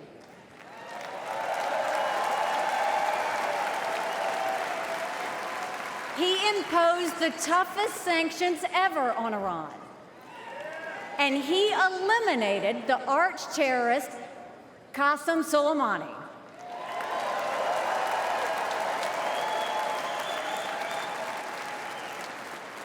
Iran was too weak to start any wars. They knew Trump meant business, and they were afraid.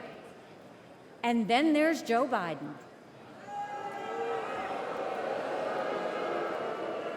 He lifted the sanctions. He begged them to get back into the nuclear deal. He surrendered in Afghanistan. He sent every possible sign of weakness. Even now, while Hamas is still holding Americans hostage, Biden is pressuring Israel instead of the terrorists.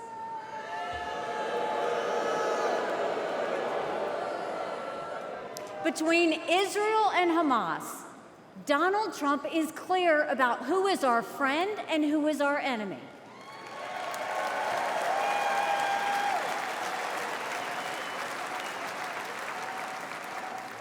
Then look at the border. It's the single biggest threat Americans face. Under Joe Biden, migrants are coming into our country by the thousands every day. We have no idea who they are, where they end up, or what they plan to do. And let me remind you, Kamala had one job, and that was to fix the border. Now imagine her in charge of the entire country.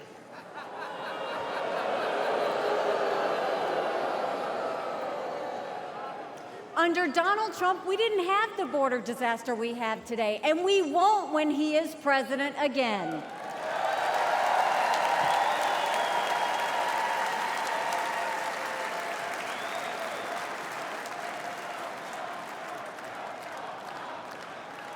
I was proud to serve America in President Trump's cabinet, and I'll tell you something you won't hear from the critics.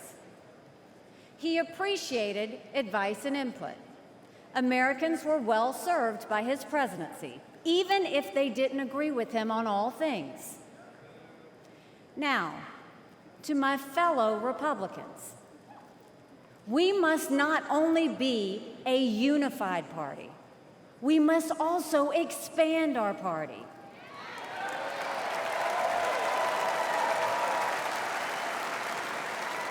We are so much better when we are bigger. We are stronger when we welcome people into our party who have different backgrounds and experiences. And right now, we need to be strong to save America. This is a defining moment, not only for our party, but for our country. Our fellow Americans are fearful right now. Families are suffering from inflation and wages that don't keep up with prices.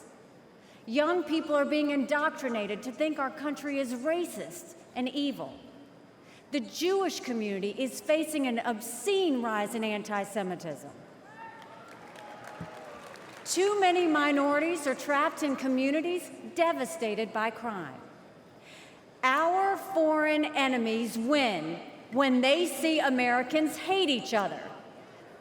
They see that today, whether it's on college campuses or in a field in Butler, Pennsylvania.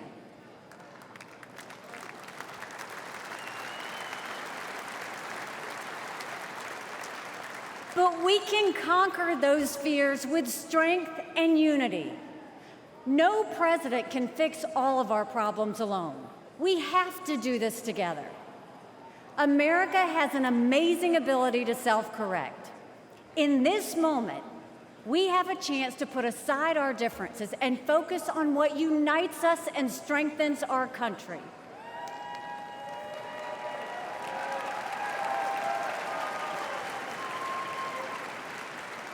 Let us join together as a party. Let us come together as a people, as one country, strong and proud. Let us show our children and the world that even on our worst day, we are blessed to live in America.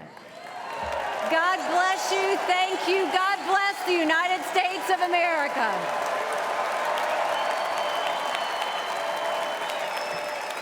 And now, ladies and gentlemen, please welcome the Governor of Florida, Ron DeSantis.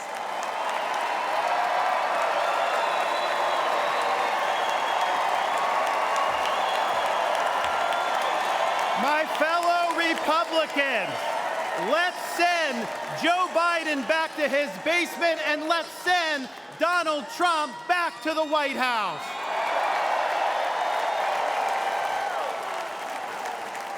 Life was more affordable when Donald Trump was president. Our border was safer under the Trump administration, and our country was respected when Donald Trump was our commander-in-chief. Joe Biden has failed this nation. As a veteran, I was appalled when 13 of our service members were killed in Afghanistan due to Joe Biden's dereliction of duty. As a citizen, as a husband, and as a father, I am alarmed that the current president of the United States lacks the capability to discharge the duties of his office. Our enemies do not confine their designs to between 10 a.m. and 4 p.m. We need a commander-in-chief who can lead 24 hours a day and 7 days a week. America cannot afford 4 more years of a weekend at Bernie's presidency. But let's be honest. Let's be honest here. Biden is just a figurehead. He's a tool for imposing a leftist agenda on the American people. They support open borders, allowing millions and millions of illegal aliens to pour into our country and to burden our communities, but just don't send any to Martha's Vineyard, then they get really upset.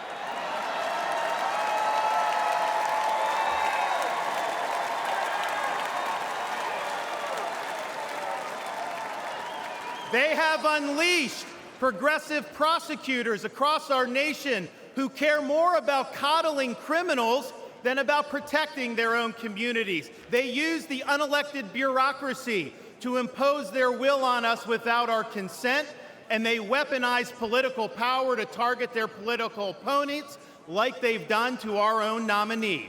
They want to ban gas automobiles, eliminate Second Amendment rights, and impose gender ideology on everyone from our infantrymen to kindergartners.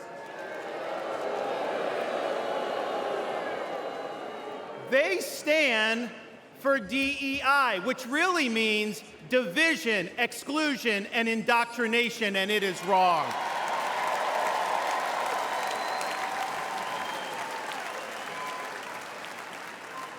They mandated that you show proof of a COVID vaccine to go to a restaurant, but they oppose requiring proof of citizenship to cast a vote.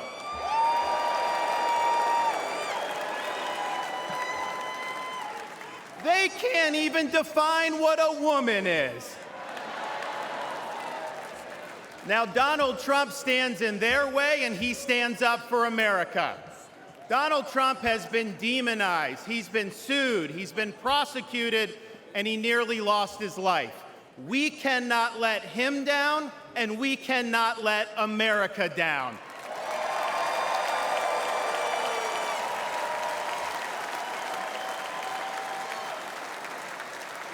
It is the values of this Republican Party that reflect our nation's founding principles. We believe schools should educate, not indoctrinate. We stand for parents' rights, including universal school choice. We support law and order, not rioting and disorder. We seek a strong, focused United States military, not one distracted by a social agenda. We reject entrenched political class, and we demand term limits for members of Congress.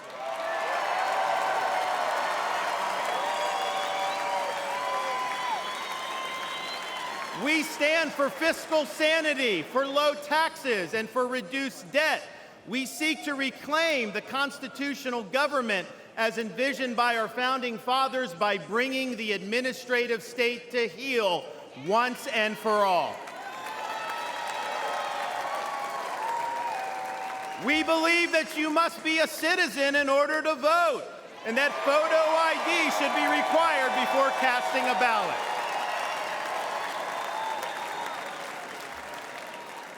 We stand for strong borders and believe that our nation must have a shared civic culture, and we oppose any immigration that stands apart or in contrast to our American values.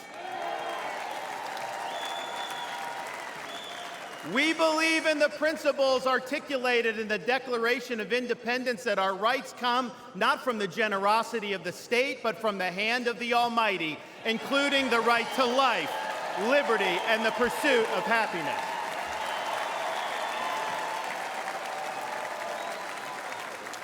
Now, none of this is easy, but it can be done. For decades, my home state saw elections determined by razor-thin margins. Today, due to bold leadership, the Democratic Party lies in ruins. The left is in retreat. Freedom reigns supreme. The woke mind virus is dead, and Florida is a solid Republican state.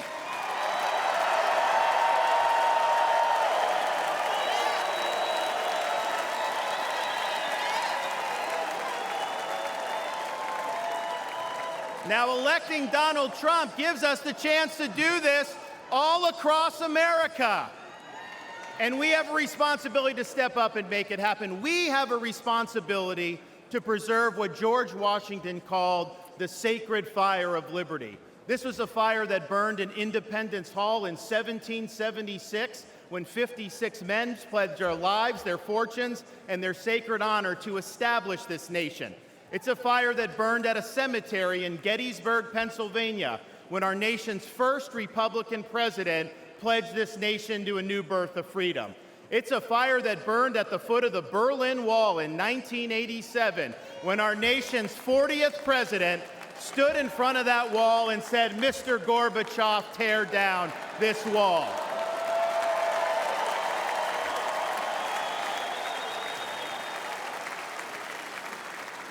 This is not a responsibility we should fear. It's a responsibility we should welcome. After all, if not us, who? And if not now, when? Let's make the 45th President of the United States the 47th President of the United States.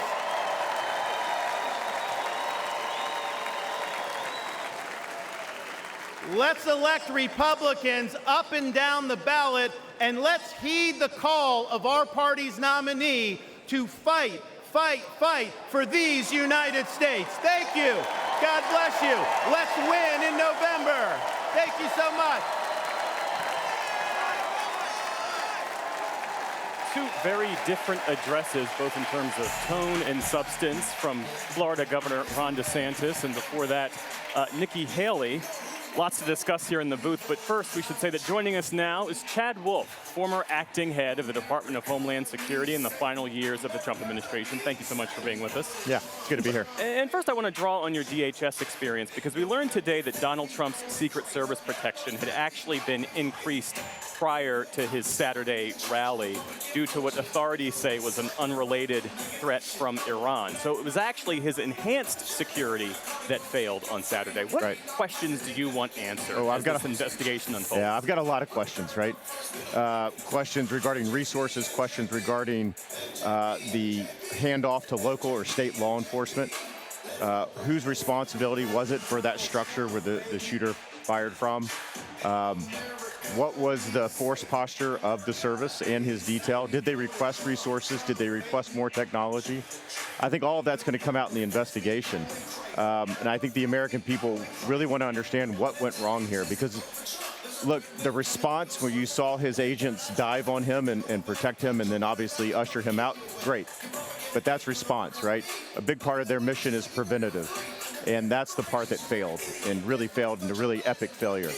So I think the American people want to know what went wrong here.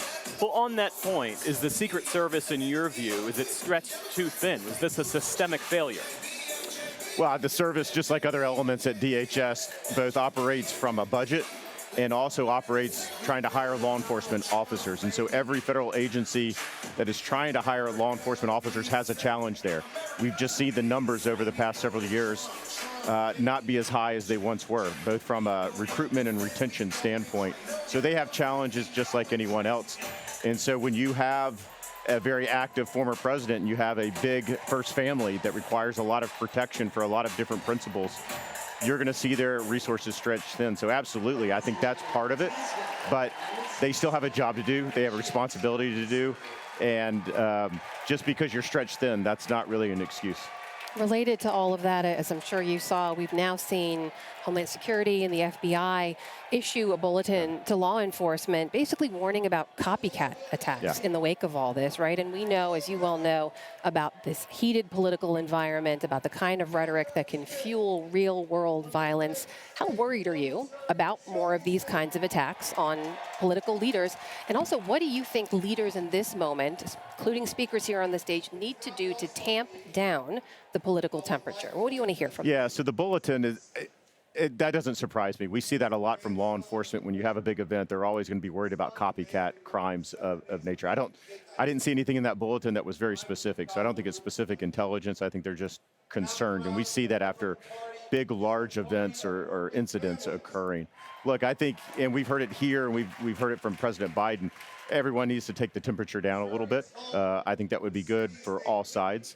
I think when you have language that talks about threats to democracy or equates someone to a mass murderer like Hitler, which we've seen in the past, I think that starts to fuel people, right? And I think some folks will say, well, that's just, that's politics. Well, not everyone reacts the same way. And so I think I think all sides should take the temperature down a little bit. I'd love to talk about issues. We should focus on issues and the vision for America, right? That America First approach that President Trump had for 4 years, and obviously he's campaigning on again. I think those are the issues that most Americans really care about. The economy, how it impacts their pocketbook, the safety and security, not along the border, but also in their communities. I think these are the issues that they really, really do care about. So on the issues, we know we're going to hear a lot about immigration tonight. We've heard a little bit already. It was a huge part of your portfolio leading this key agency. We've now seen numbers drop dramatically at the border in the last few months. We were seeing record highs after Title 42 lifted, the COVID era pandemic restrictions. We've now seen June numbers at about 130,000. Those are the lowest since January of 2021. We know President Biden's taken a lot of heat for a lot of the restrictions he's put on the border from his own progressive wing. Is credit due here to President Biden for bringing down these numbers as dramatically as he has in the last few months? I don't think so, and I'll tell you why. The Border Patrol numbers that you cite, I don't disagree with you. Those numbers have dropped. But what the other side, or what they're not telling you, is that the numbers at ports of entry have increased dramatically, over 8,000%. And so you have more and more folks that are inadmissible between ports of entry, but they're being routed to ports of entry. And so they're moving that influx of folks just to a port of entry, and so the numbers don't capture those. They also don't capture the number of folks being flown into American communities under the parole system that they've put in place. So you really have to take a look at the nationwide numbers, which are a bigger number than the subset that you cite there. That's just Border Patrol numbers. If you look at the nationwide numbers, they're still astronomically high. And we've seen something during the Biden administration that we've never seen before, through the use of the CBP One app, where people come into those ports of entry, and the use of parole, where they fly them in from 4 different countries into the United States. We've never seen that before. And so you need to take all of that into account when you're trying to understand the influx of folks coming into the country. Do you have numbers around that when you say they're astronomically high? Do you know what we're talking about? Yeah, so at ports of entry and the parole. So the parole, they've paroled upwards of about 500,000 folks into the country. You're talking about folks who are coming in from those countries they have agreements with to say, we'll take up to this many people who apply in advance before arriving here. Is that right, correct? From Haiti, Cuba, Nicaragua, and Venezuela are the 4 countries that they're paroling individuals in. At ports of entry, they would argue those are legal pathways, however. That's a legal means of arriving in the United States. That's being litigated at the moment. I would say it's very unlawful, the use of the parole system that they're using. That's supposed to be on a case-by-case basis. for the public benefit or for national security reasons. None of those actually fit, or those two definitions don't fit the number of folks coming into the country. Sure, but they just don't. You disagree on the policy, I understand. I do. Yeah. I disagree with that and the use of that CBP One app. The CBP One app doesn't ask any asylum questions, but yet they're allowing folks to come through ports of entry to allow to come into the United States and then seek asylum. Well, the CBP One app grants them a chance to meet with an asylum official. It doesn't necessarily grant them entry, correct? It allows them to come into the United States to meet with the USCIS officer, yes. Right. But that doesn't mean that they're allowed to stay. I mean, the other thing the Biden administration will point to put the numbers to you is that they've now deported some 4 million people over the course of their administration. Well, what that tells you is that they are allowed into the United States to meet with an asylum officer, and if they meet a very low credible fear standard, they're released into American communities. And so that's the end goal. As far as deportations or removals, those numbers that they cite are actually returns. So returns are if you can return someone as they cross the border, which is, again, important. But removals are actually removing individuals from the interior of the country. So that's what ICE does. And those numbers are at historic lows. And I think that's what most Americans are concerned about. All these folks being released into the country, when they do have their time in court, if they go to court and they are being ordered removed, they're not leaving. And so the removals from communities like New York, Chicago, Denver, Dallas, Houston, those are removals that are at an all-time low today. That bipartisan bill in the Senate that was shepherded by Senator James Lankford, it would have strengthened asylum laws. It would have forced the president to shut down the border at a certain point. It also would have ended catch and release. And yet President Trump, according to all the reporting, basically killed it because he wanted to be able to campaign on the problem of immigration. Was that a strategic mistake on his part, policy-wise? Yeah, set the politics aside. So I appreciate that. I would disagree with the way that you characterized that bill. It did not end catch and release. It did not it didn't do any of that. I took a look at it. Look, I'd been asked to talk about that bill for a long time. You need to comment. You need to comment. I said, I'm going to wait until I actually see the legislation. And I did that. And when I read the bill, I said, this has got a lot of problems. It's an untested system. We'd never seen, they started, in that bill is a variety of new things that you would try to do to adjudicate asylum claims. Instead of actually just enforcing the law, let's go back to the law that's there, enforce it, hold people accountable. That bill created a structure I didn't think was going to be very effective. It wasn't going to end catch and release. It wasn't going to do a variety of different things. And so I was against it. Not because President Trump was against it, because operationally I knew that that wasn't going to work. At the same time, can I just point out, though, that would have added, the bill would have added hundreds of Border Patrol personnel, and we know they've been vastly understaffed. It would have added hundreds, dozens rather, of the surveillance machines at legal ports of entry, where we know the fentanyl has been making its way through en masse. I mean, these are the kind of things that Customs and Border Protection have been asking for, right? Oh, sure. I don't think you can be against either agents or technology. But if you're going to hire more Border Patrol agents, which, by the way, that's an 18-month tail. Right. That's not going to happen overnight. That's 18 months by the time you authorize the money and you start hiring them till you get them on the line, 18 months. But if you're still going to simply have them process illegal aliens as they come into the country and you're not trying to deter it, then you're not actually solving the problem. You're just putting more resources to the problem, which is just processing more and more individuals. You have to deter them and put some deterrence measures in place to stop the flow. Otherwise, you're never going to get control of the situation. Taking your point about what's operationally effective, when the former president talks about mass deportations, how would that work? How is that operationally effective? It's going to be a challenge. I've said that from day one. I think anytime that you're trying to remove anyone from the country, you first have to target them. You have to locate them. You have to have officers go out, put hands on them, remove them, detain them, put them on the flight line, and then actually repatriate them back to their home country. All very difficult, but that's not to say that you shouldn't try. And that's why we have ICE. ICE has a ERO office, enforcement removal officers. That's all they do. That is their entire job in life.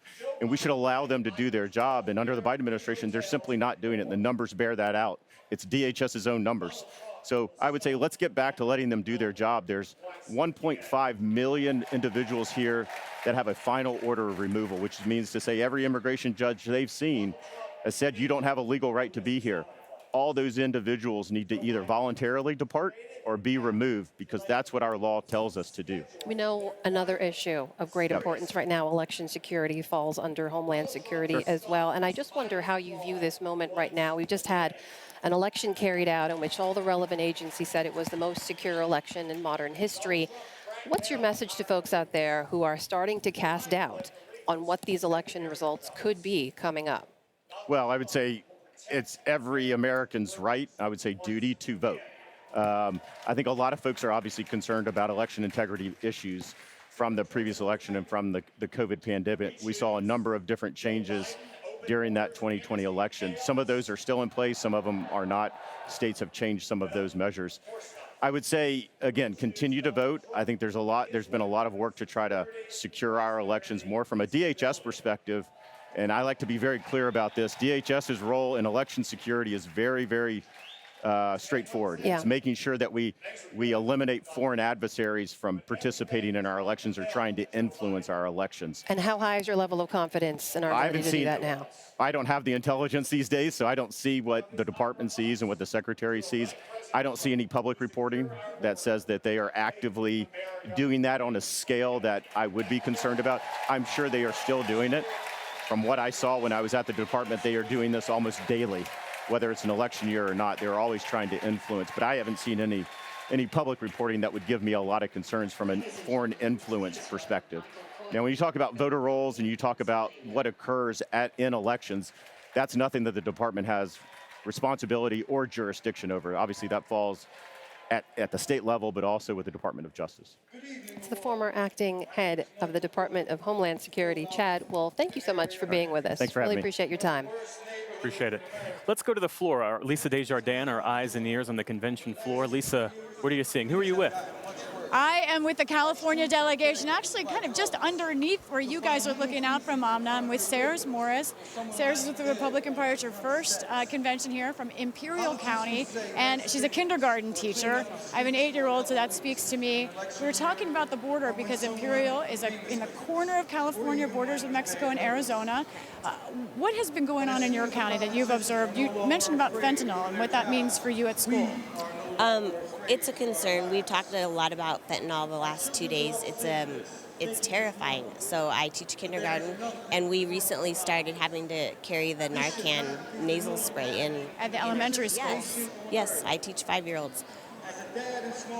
I know you've said that their immigrants are coming through your area, but they're not staying. Tell me a little bit about what's going on just in general. Is it a strain on resources, or do you know? So Imperial County has a lot of law enforcement, federal law enforcement, as that's a huge employer. We have Border Patrol, Customs, ICE agents, and they are strained. They're not being supported, but what do they can't say a lot. And they're just watching these floods of people walking across and waiting to get picked up and processed and sent throughout the United States. You've seen this influx. We know we just heard Chad Wolf talking on our program about the numbers changing. The rhetoric, does it matter to you? We've heard the term illegals used here. Our panel's been talking about that. What do you think of that word? I think it's just a word. The real issue is that there's people coming into our country that don't always have good intentions. A lot of them are fleeing for bad reasons, and it's just a word. I think we need to get to what the actual problem is that our laws are not being followed. Donald Trump is campaigning on the idea of mass deportation across this country. You are someone who's familiar with local and state law enforcement. Do you think that is possible? Do you think that is a good idea? I think it would all need to be looked at, and in following the laws that we have in the United States. If somebody needs to be deported for a legal reason, then go for it. Millions of people, potentially? That would be tough. That would be tough. You also, there's business. You have business with Mexico. How do you balance that, the good and the bad right now being at the border? Mexico are our friends. We love the citizens of Mexico. And the citizens of Mexico, for more or less, they respect our laws. And from what I've noticed, a lot of my friends, my neighbors who came over legally, went through the whole process, are very resentful.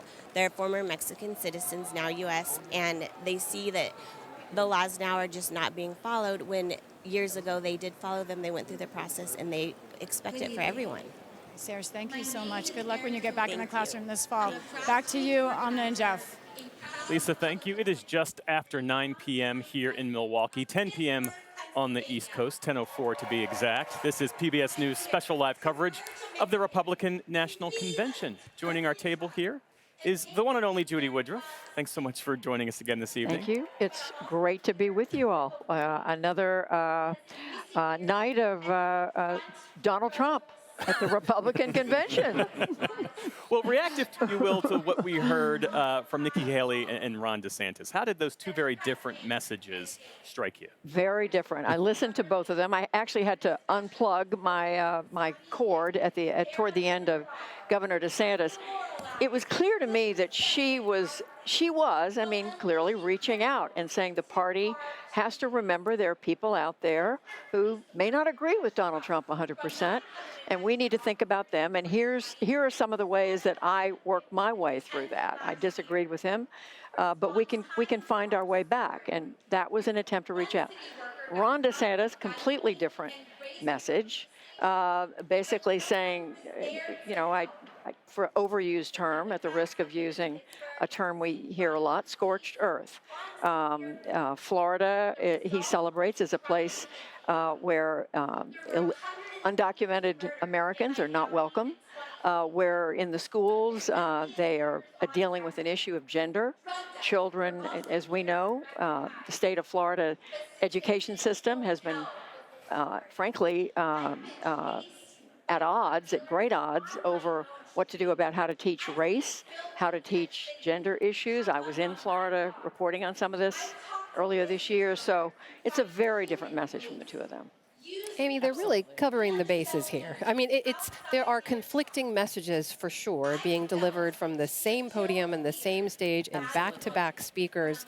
Is there a strategy here, or is it just cast a wide net, and if the message Right. appeals to you, welcome? Right, you're welcome in there. Look, you know, I've been talking about this for a while now. Ron DeSantis is basically the avatar for Red America. He sort of sees himself as the defender of what Red America is. Gavin Newsom sees himself as the avatar for Blue America, and they're both basically making the case that if you live in my state, what you're doing is supporting the vision and the ideology of that America. So he's never going to be, I think, like Judy said, the kind who'll be like, oh, we want to just get a bigger net. We want Blue America to come into our tent. It's like, no, we're pretty happy here in Red America. You would like it too. I think with, you know, what's interesting about both of those two candidates is their central message in 2023 and going early into 2024 was, we're going to lose if we put Donald Trump. Like, let's just be really clear. He's going to lose. He can't win this. We've been doing nothing but losing since he won in 2016. And now we're at a point where, as we open the show, you've got Democrats who are despondent, just assuming this is going to be a disastrous election, and Republicans feeling incredibly confident about their choices. On this question, David, about the lack of a cohesive message, at least on night 2 of this Republican National Convention, you have Nikki Haley say, our foreign enemies win when Americans hate each other. And Ron DeSantis says of Joe Biden, we don't need 4 more years of a weekend at Bernie's presidency. I mean, which of those two messages resonate? Yeah, well, I know which one worked for me. Which? You know. Which? Obviously, you want to clarify? Obviously, DeSantis, obviously.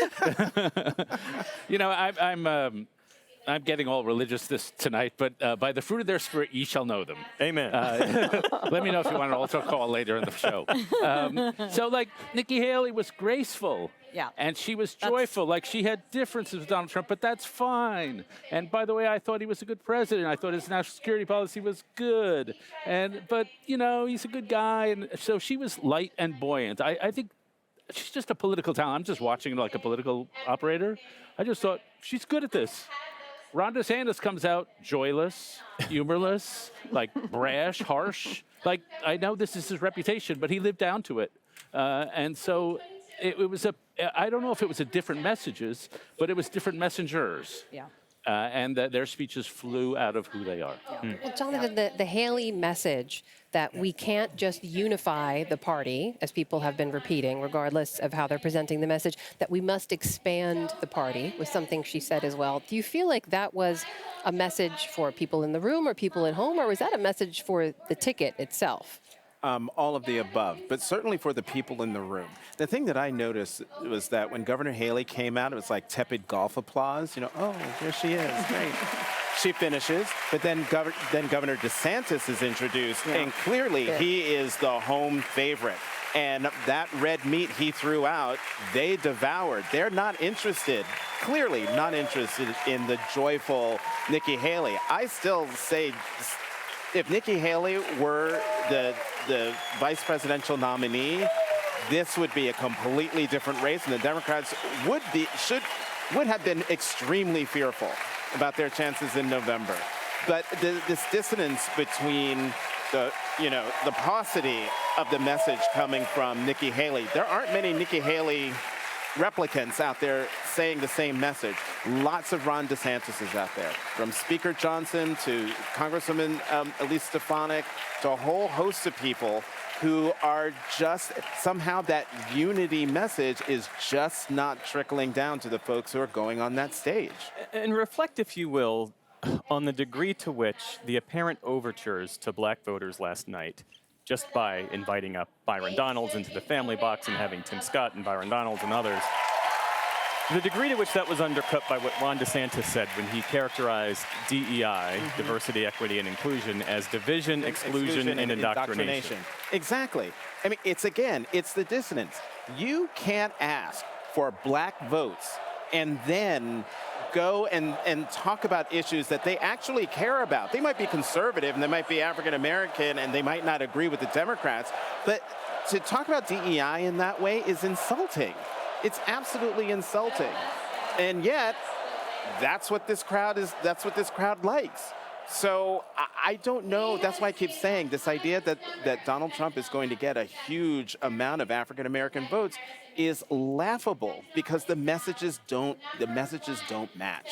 Can we recalibrate here for a moment, too? Sure. Because, Judy, it's been 3 days since the assassination attempt on former President Trump that everyone claimed in the moment and immediately after would change everything, would change the conversation. And to be fair, we have not heard from former President Trump himself. No. But so far, what you would expect to hear from the folks who've been on this stage is pretty much the same message they were delivering before that day. Well, a number of them are inserting the word unite, unify, united into their remarks. We certainly heard it from Nikki Haley. I think Speaker Johnson, Mike Johnson, mentioned it. But there is a disconnect, because this is a party where the speakers are asking us to, they're mentioning unity, but they're also saying we need to fight, fight, fight. And there, as Jonathan just said, the red meat that you hear from Ron DeSantis is not a message of unity. It remains to be seen. There's another 2 nights, a little bit plus, for them to figure out how they're going to, and we don't know what former President Trump himself is going to say. But right now, it's a conflicting message. I feel like I'm being pulled in one direction and then in another by what I'm hearing. Amy, how much of this so far is a reflection of what we saw in 2020? And when President Biden says, I beat him once, I can beat him again, I mean, will he be proven right? If the message from the party is in many ways reflective of what we've already seen from this former president?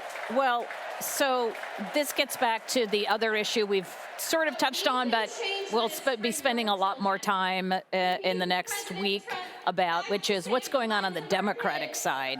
And the fact that it is the president who should be able to make this case about the dissonance, the president who should be talking about what a Donald Trump second term would look like, who would be pointing to these as examples of the differences between the two parties. He's unable to do that because even within his own party, he's seen as,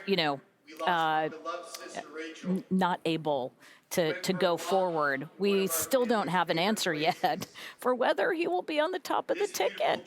And that is at its very core. We can't even begin to have a conversation about what does November look like when we don't have a presidential candidate. Oh, okay, wait a minute. We do have a presidential candidate. I don't know how many times President Biden has to say, I am running. I am running. I am running. And the message is, y'all stop asking me to get out. I'm not getting out. This moment reminds me of the 2020 campaign when Joe Biden's campaign was basically like the Hindenburg. Lost Iowa, lost New Hampshire, lost Nevada, lost one other state that's in there. And I kept saying, gotta wait till black voters have their say. And miraculously, the Hindenburg sealed up and became president of the United States. And I think that the president is looking back on 2020. He said, my candidacy was almost, finito then. Here we are now. We're in July, people. People are losing their minds over polls that are snapshots in time. And I still contend that if that debate was so disastrous on June 27th, and it was, his poll numbers should be in the toilet, beyond the toilet. And yet, and the PBS NPR Marist poll, Washington Post ABC poll, NBC News polls, all done after the debate. No change. No change. It is still a dead heat and within the margin of error. I know I'm arguing with the pollster I was about to say, here. lucky for us, we have a polling expert. I'm arguing with the pollster. I'm not a pollster, but I play one on seriously. I'd like to follow, and I spend a lot of time. Because I'm trying to understand. This. Okay, this is how I explain it, and see if this is what works. So if we assume Trump at the national level is where the polls say he is, somewhere between up by a point to 2 points. And you're right, it's not really moved that much since the debate. That's basically maybe a point or two better than where he was before the debate. The bottom hasn't fallen out. But a Trump winning the popular vote by 1 point is a 5-point shift from where we were in 2020. So take the closest races, those states that Biden won by less than a point or by 2 points, and now shift them 5 points. It's not a, I think this is the challenge we have in this moment, or this political moment, which is even when Trump, by the numbers, if you just looked at the Electoral College number, you would say, boy, Biden won pretty easily, pretty handily. And then you look at the narrow margin he carried those states by, now just shift it that much more. So it doesn't take that much to go from I'm at 300 electoral votes if I'm Joe Biden to I'm losing. Does that? And I take your point. It's July. If we were having this conversation in September, late September, I'd be like, but how does he get? Hold on. That's the question, which is not so much how much deeper can the hole get. How does he get out of the hole? Correct. That's the question I was going to ask. Between now and September, how does the conversation change? That's the question. Yeah. It changes when Democrats stop focusing on him and start focusing on him.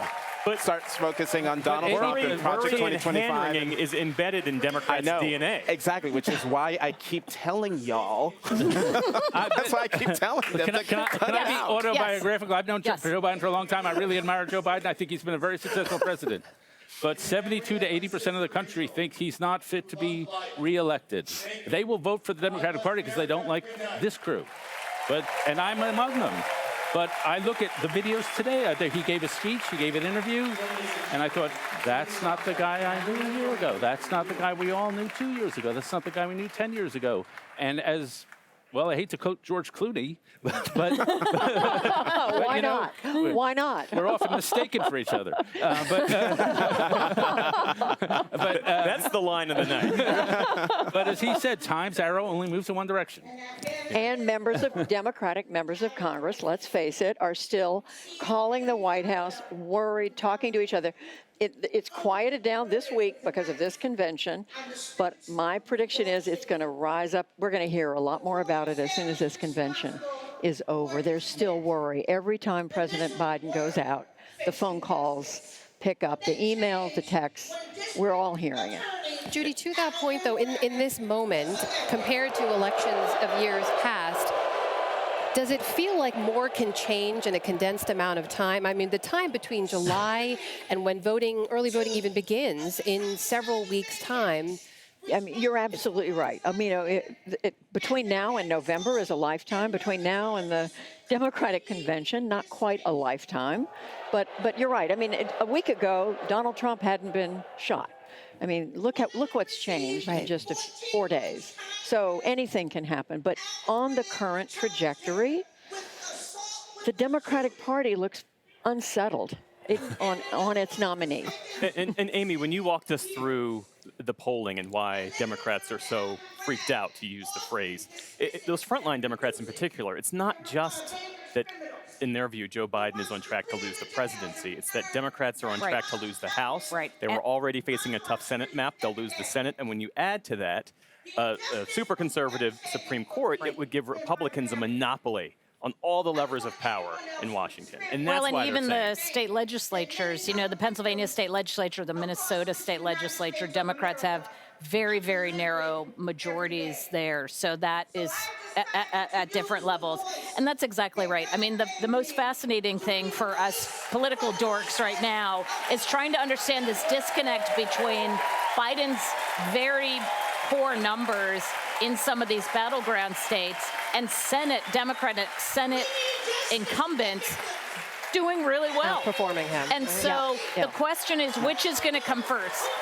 Either do they start to go down and that gravity takes hold, political gravity takes hold, or could Biden reach that number where they are, which is what the sort of traditional Democrat should be getting, who isn't plagued with the challenges that that David just talked about the people feeling like he's just not up to the job. You know what I find fascinating, though? Yeah. Not a single member of the Congressional Black Caucus has come out to say that Joe Biden should not be the nominee. And what strikes me is that if he were to step aside, Kamala Harris, who used to be a member of the Congressional Black Caucus, and who would be, if she wins, make history as the first black and South Asian woman to be elected president, you still have members who are saying, no, Joe Biden's still our guy. Yeah. And it's also an oddity that Biden was thought to be the centrist, and yet the defenders are Bernie Sanders and AOC. Right. And it's the moderates who are like, maybe because they're more in swingy districts. But both those patterns are real, and I don't try to explain them. Why is that, Jonathan? I am not shocked by this. Remember, Joe Biden's candidacy in 2020, when it was written off for dead, was saved by African-American voters in South Carolina and then in the Super Tuesday states.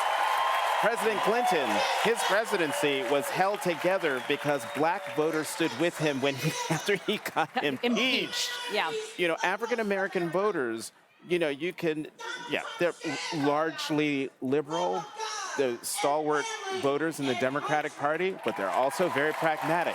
There's a reason why, with two African Americans in the race for the nomination in 2020, Senator Harris and Senator Booker, everyone kept saying, well, why aren't they getting black support? Because Joe Biden was in the race. Why was Joe Biden getting black support? Because he served as the vice president to the first black president of the United States. When Congressman Clyburn said, we know Joe Biden and Joe Biden knows us, that us is weighted with history and knowing and relationship. And so I keep saying to Democrats, okay, you keep saying he needs to go away. He no longer should be the nominee.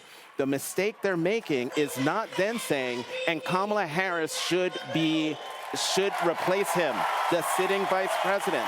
And I tell Democrats, if you replace President Biden with a nominee who is not the sitting vice president of the United States, you have guaranteed you will lose. You cannot say to the base of the Democratic Party, we need your votes. Listen to black women, but when the black woman is the sitting vice president and you pass over her as the nominee, or you don't think of her as the nominee, why would the base of the party then come out and vote? Well, we keep hearing that, I mean, no one has flat out said this, but I keep hearing that Republicans, Donald Trump on down, want Joe Biden as the opponent. That's the man they want to run against. You are starting to hear, though, in the speeches and the comments around here, Kamala Harris's name. I noted that. I've now Nikki Haley's speech, yeah, for sure. Yeah. Yep.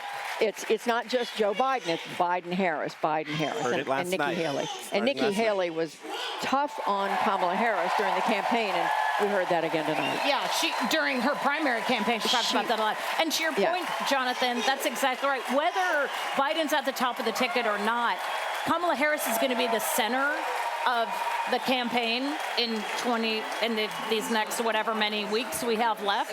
So if you're Democrats, you have to be making the case that you also support the vice president and that you have confidence in the vice president. And if not, then it's helping make the case that Republicans are making right now, which is, sorry. Well, everybody, I went overboard. Cliffhanger. everybody hold Sorry. that thought. Let's We're go to gonna the hold it. floor. This is the governor of Arkansas, Sarah Huckabee Sanders, who, of course, previously served as Donald Trump's White House press secretary. And before I get started, I want to say I have always been proud to stand with President Trump, but never have I been more proud than to stand with him right now, tonight.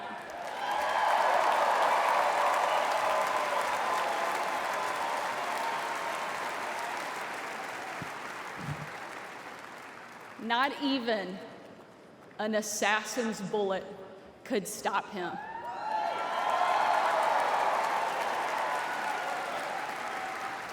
God Almighty intervened because America is one nation under God, and He is certainly not finished with President Trump.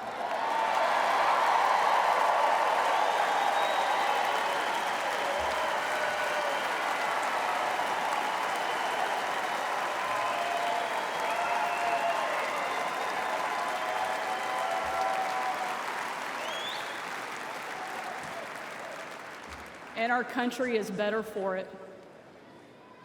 I am here tonight as America's youngest governor, the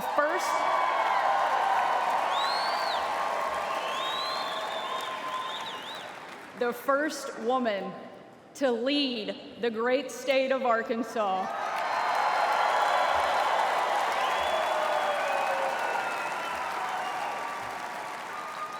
And most importantly, a mom to 3 amazing kids, Scarlett, Huck, George.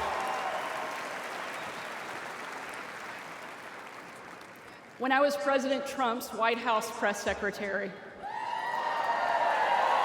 the best job, I got the chance to take my 4-year-old son, Huck, to Bring Your Kid to Work Day. Much like Jill now drags Joe to bring your husband to work day.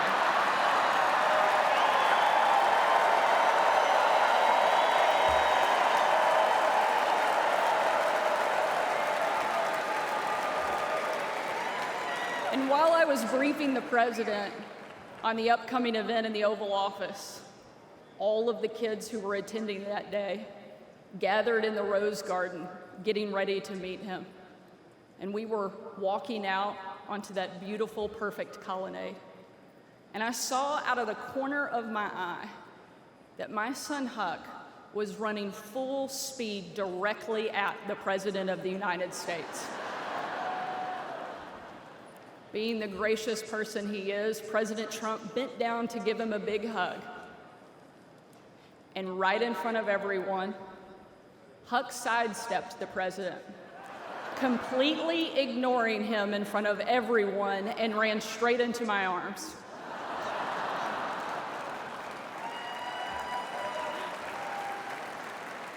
For my 4-year-old son, the most powerful man in the world had nothing on his mom.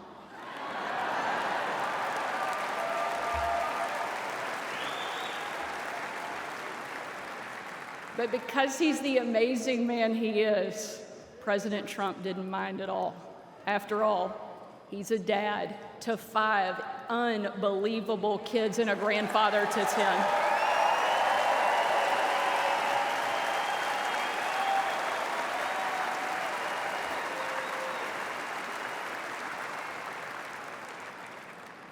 And while that story is certainly a special memory for my family, it's an even greater reminder why I support President Trump, not for me, not for him, but for my kids and for yours.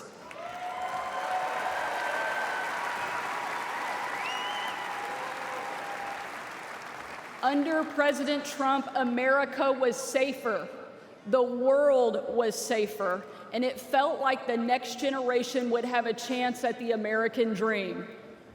President Trump did the job that Kamala won't and Joe Biden simply can't.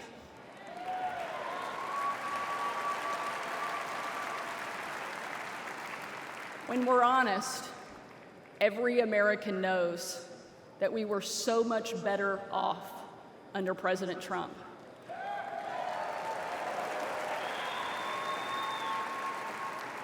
So tonight, I don't want to just speak about President Trump's successful policies. While there are many, I want to talk about the man that I know. When the president hired me, I was the first mom and only the third woman to ever serve as the White House press secretary.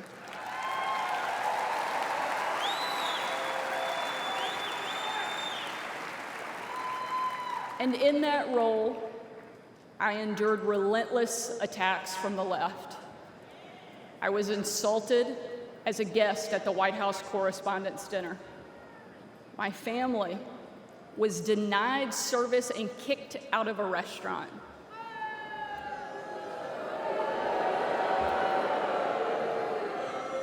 And a parent at my 3-year-old son's preschool spit on my car. And in those moments, it was President Trump who defended me. And when an MSNBC host, the author of several books on empowering women, said I was unfit to be a mother, and another MSNBC host said I was vile, not even human, and that I should be choked, MSNBC again did nothing. But our president pulled me aside, looked me in the eye, and said, "Sarah, you're smart, you're beautiful, you're tough, and they attack you because you're good at your job. Never let them stop fighting."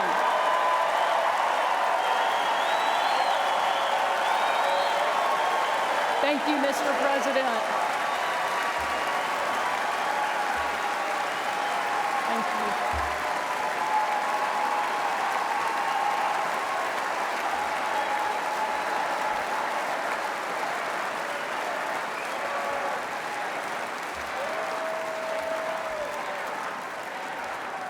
That's the Donald Trump that I know. And that's the Donald J. Trump I will always respect. The left doesn't care about empowering women. Biden and Harris can't even tell you what a woman is. They only care about empowering themselves. But we have a president who believes in empowering every American and that our country is worth fighting for.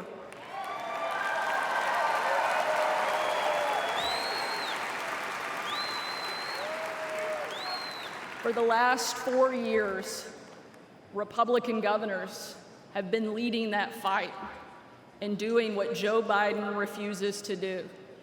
We've deployed the National Guard to the border. We've cracked down on crime and drugs.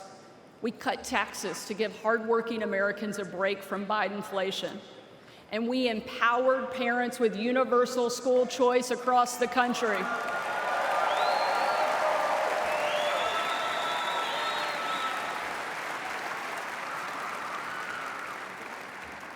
Donald Trump was the very first president in my lifetime to take a hard line against China, and I'm proud to be the first and only governor in the country to kick communist China off our farmland and out of my state.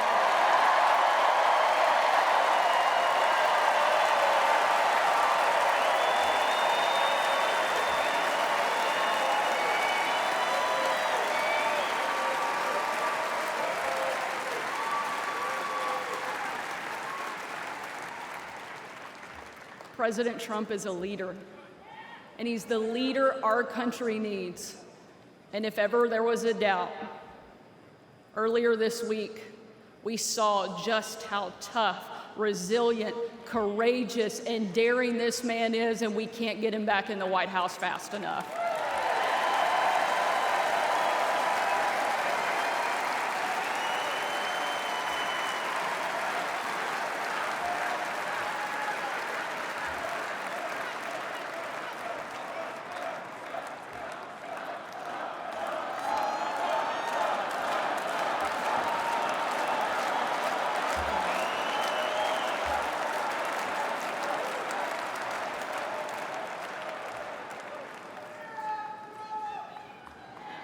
Ladies and gentlemen, we are not called to stand still in the face of great danger.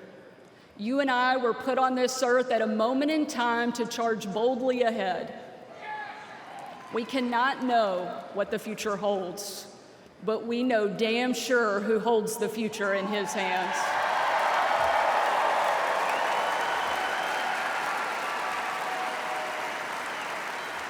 God spared President Trump from that assassin because God is not finished with him yet.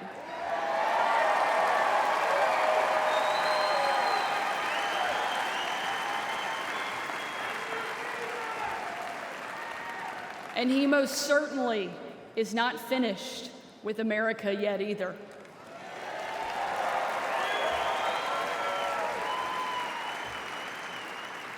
With God as our guide and President Trump back in the White House, we will show the world that America is the place where freedom reigns and liberty will never die.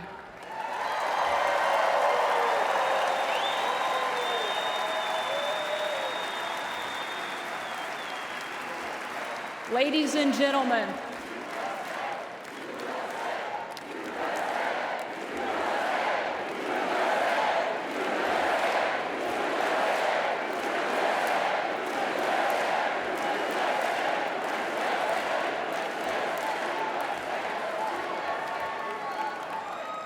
tonight, let us not leave here just excited about a great few days, but let us leave here energized and committed to making sure that we protect our freedom and we have the ability to pass it on to the next generation, because America is the greatest country that the world has ever known, and our kids and our grandkids deserve to enjoy it the way each of us did. And we will with President Trump back in the White House. Thank you so much. God bless the great state of Arkansas and the amazing United States of America. Thank you very much. Arkansas Governor Sarah Huckabee Sanders there delivering her remarks here at the Republican National Convention. Some moments of real emotion and power there coming from the former press secretary to President Trump. Down on the floor is our own Lisa Desjardins. She's been talking to delegates there and asking them how the speeches have been resonating with them. Lisa, take us down there. What's going on? First, a couple of things, Amna. Good chunks of that speech were off prompter. Those were impromptu remarks, some of them from Sarah Huckabee Sanders. At least they weren't in the prompter. Another thing is this is a much more crowded convention floor than we saw last night. And I can report for myself and producers Kyle and Allie, the temperature 10 to 15 degrees hotter than it was yesterday down here too. But I want to talk about Nikki Haley and her speech. I have with me Paul Dame. He is the state chairman for the Republican Party of Vermont and a pledged delegate for Nikki Haley. What did you think of her speech? I thought it was really important that Nikki gave her supporters sort of a look behind the Trump that you see on TV and said, look, I've opposed Trump sort of in the behind the scenes area. He does listen to people that don't agree with him 100%. He doesn't always do what you want, but he listens. And I think that was building on the message we heard from the Teamsters president last night. So I think what Trump has kind of done with tonight, also with the speech from Ron DeSantis, showing that he's trying to build a coalition of rivals and coalition of people who don't typically vote or may not be your typical Trump supporter. And so I think Nikki Haley was very clear in her support for Trump, and that's going to give some Nikki Haley voters enough to feel more comfortable voting for Trump. Does it give you enough? Because I will say, I spoke to another Haley pledged delegate here tonight I'm not going to identify anything about this person because they were nervous about that, who is not sure about Donald Trump, is not on this convention floor now, not yet ready to vote for Trump. Are you? I think a lot of it will depend. There's going to be a lot of weight on what Trump himself says on Thursday. It's one thing for Nikki to go out there and encourage delegates to vote for Trump. But Trump is going to have to reach across the aisle. Nikki's done a lot. She released her delegates, encouraged them to vote for Trump. She supported Trump. And it's really upon the burden's on Trump to say to Nikki Haley voters who aren't sure about him why they should vote for him this time around. J.D. Vance in some ways has positions opposite on foreign policy of Nikki Haley. What do you think of that choice? Does that move you one way or the other? I think of the three names that I had heard between Vance and Burgum and Marco Rubio, J.D. Vance was the pick least likely to bring Nikki Haley voters back. I think I know in our state a number of people who supported Nikki Haley had voted for Marco Rubio in 2016. And our Republican governor, Governor Phil Scott, most popular governor in America, has had great things to say about Governor Burgum. So I think Rubio and Burgum would have been better picks to bring that Nikki Haley faction back in. But Trump is putting together a different coalition than the Republican Party has seen before. We'll find out in November if it's going to work out for him. One last question. Our panelists up above have been having a very robust discussion about this election. And one of our panelists, Jonathan Capehart, believes, Nikki Haley as vice president would have been a much tougher job for Democrats than J.D. Vance. Absolutely. I think Nikki sort of neutralizes the plane in terms of having a woman as vice president. She brings an incredible amount of foreign policy experience, and she was on Team Trump in Trump's first term. So it's not an out of the world thing to promote. I do think one thing that Vance does bring that I hadn't realized till someone else mentioned. It's the first time we've had a veteran on a presidential ticket since 2008 with John McCain. So that's an element. We'll see if that becomes a more central part of the campaign theme. The first time we have a veteran in the White House, on the White House team, if that will make a difference for some people. Paul Dame, your state is a special one to our family, so thank you so much for talking to us. I know our viewers learned a lot as well. My pleasure. Thank you. Lisa, if we can pass on a question to Mr. Dame there. I mean, how much of the support for Nikki Haley, at least in Vermont, is transferable to Donald Trump? Nikki Haley won Vermont in the 2024 primary. She won it by something like 5 points, if memory serves. In his view, how much of that transfers to Donald Trump, or are there still holdouts? Jeff Bennett wants to know how much of Nikki Haley's support in Vermont can transfer to Donald Trump. She won your state.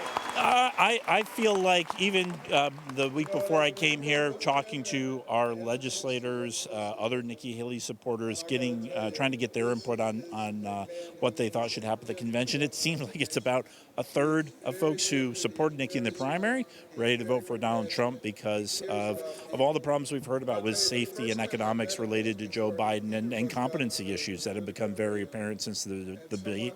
I think there's also a third of people who are never going to vote for Trump, period. And then there's a third that are kind of in the middle, and they're looking for a reason for Trump to reach out and vote that way, and they may be waiting until the day before Election Day to decide. Is that you? Yes, right now it is, yeah. Sounded like it. Okay. On to Jeff.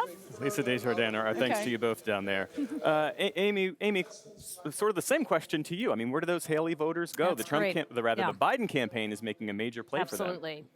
And, this was a debate even as the primaries were going on about whether those folks who were voting for Nikki Haley in the primaries were even open to supporting a Republican in November, that these were people who were showing up, many of them in primaries where you could vote either Republican or Democrat. You didn't have to be registered as a party, like a state like Virginia, to basically show their disdain for Donald Trump.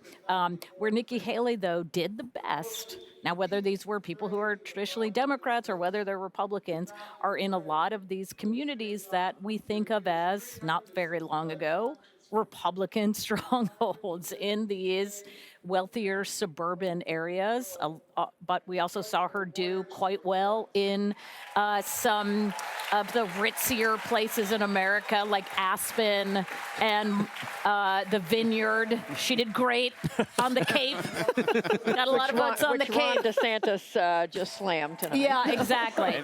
So this was always the question, but there's no doubt that there definitely during the primaries, a lot of Republicans who were wary of Trump, some of them just because they never really got on board with him and have never liked him, but a lot of them did hear Nikki Haley's message about he can't win and thought, that's right, we don't want to have to lose another election. And so the question now for those voters is, do they go ahead, even though they still are not crazy about Donald Trump, and vote for him? Do they skip the top of the ticket? We're hearing people tell us that in focus groups, like, I'm just going to skip the top of the ticket and go down there. Or are they going to get, to Jonathan's point, it's only July. They're going to check back in October and see where things are. I find it interesting, too. There's some expectation setting going on here, David. You heard from the Nikki Haley delegate Lisa was speaking with there that he needs to hear former President Trump make a message to him, speak to him directly, somehow bring him on board. How do you see that unfolding? First, I should say to America, if a journalist sticks a microphone in your face, be as smart and as likable as that guy.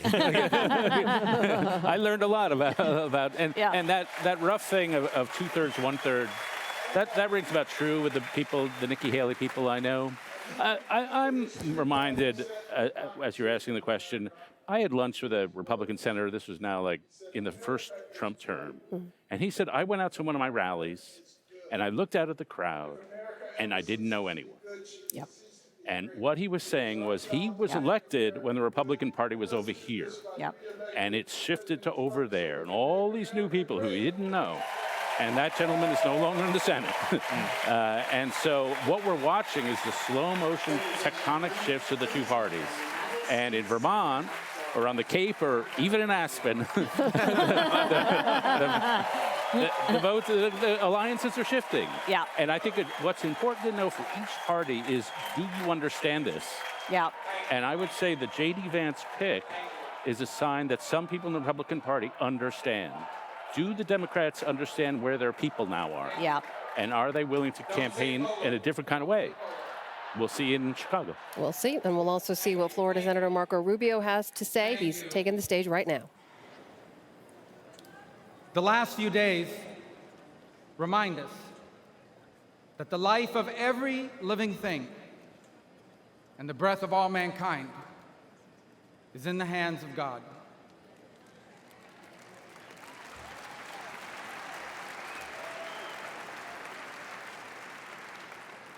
We were brought to the precipice of the abyss, and by the hand of God, reminded of what truly matters in our lives and in our country. This thing we do called politics, it matters. It's not unimportant. But it is our people who must always matter the most in everything we do.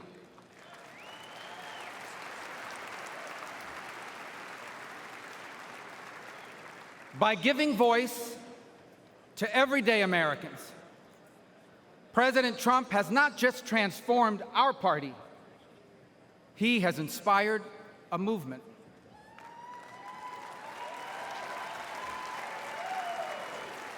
A movement of the people who grow our food and drive our trucks, the people who make our cars and build our homes, the people whose taxes fund our government and whose children fight our wars. Americans like Corey Comparatori. He was a former fire chief and a loving husband.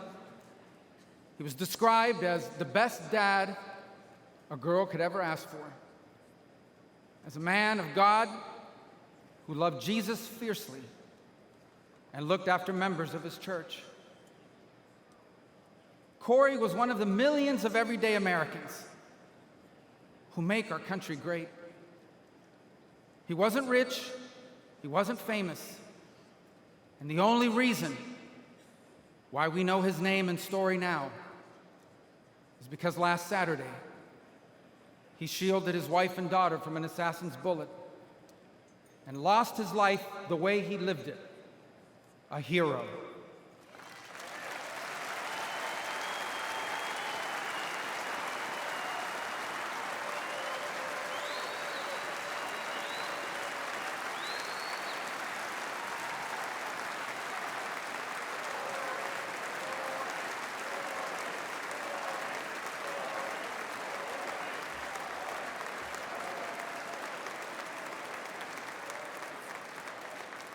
For those still wondering who are in the press and many watching at home, these are the Americans who wear the red hats and wait for hours under a blazing sun to hear Trump speak. And what they want, what they ask for, it is not hateful or extreme. What they want is good jobs and lower prices. They want borders that are secure, and for those who come here to do so legally. They want to be safe from criminals and from terrorists. And they want for our leaders to care more about our problems here at home than about the problems of other countries far away.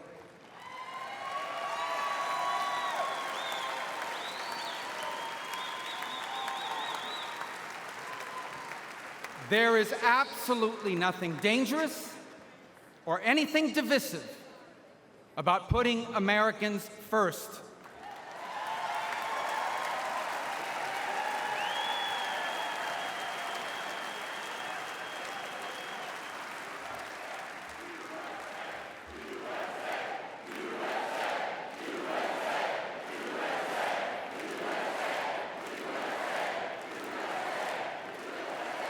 Those who are offended, anyone who is offended about putting America first has forgotten what American is and what American means. American isn't the color of our skin or our ethnicity. Americans are people as diverse as humanity itself. But out of many, we are one. Because as the life story of our next Vice President, J.D. Vance, reminds us, we are all descendants of ordinary people who achieved extraordinary things.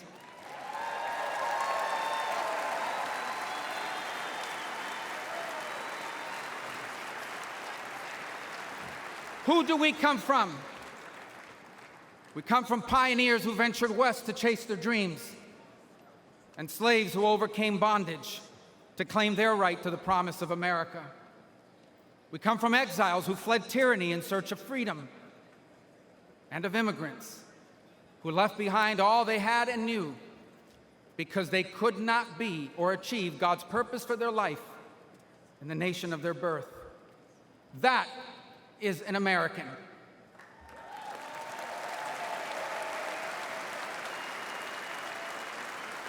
And putting Americans first must be what this election is about. When President Trump was in the White House, Americans had more money and lower prices.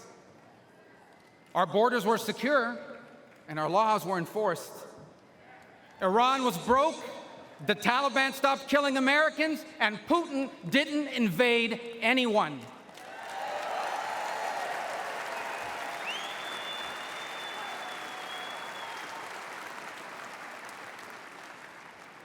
Now, under Biden, high prices devour paychecks. Criminals and drugs are allowed to flood into our country and terrorize our people. And Iran has money to support terrorists. The Taliban humiliated us in Afghanistan, and not one, but two major wars have broken out. My fellow Americans, the only way to make America wealthy and safe and strong again is to make Donald J. Trump our president again.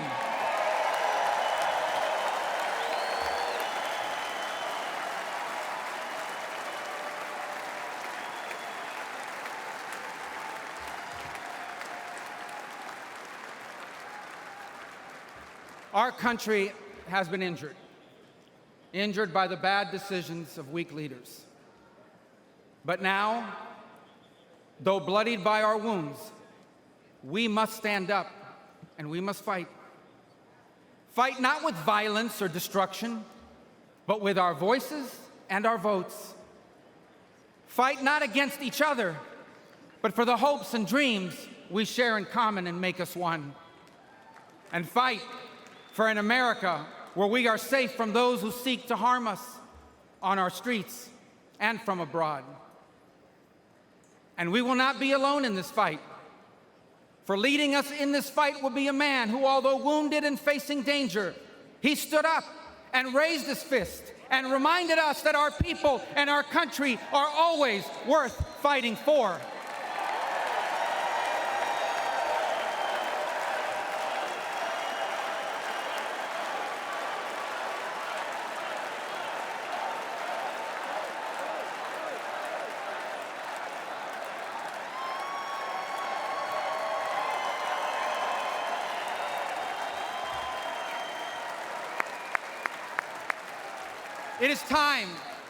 It is time to put our country and our people first again.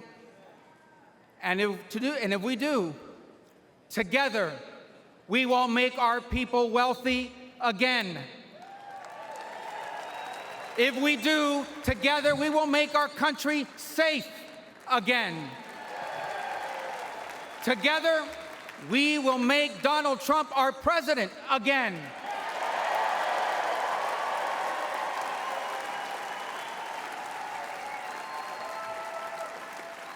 And together, we will not just make America great again. We will make America greater than it has ever been. Thank you. God bless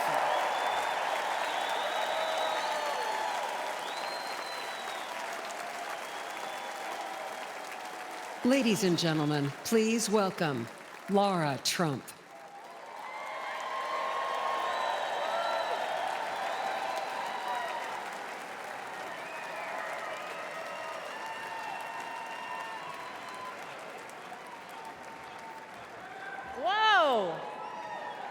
I don't feel like I actually have to ask this question, but is anybody in this room ready to send Donald Trump back to 1600 Pennsylvania Avenue?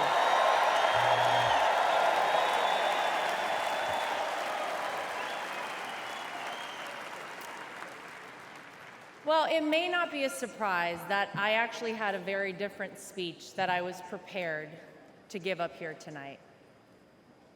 That all changed at 6:11 on Saturday evening.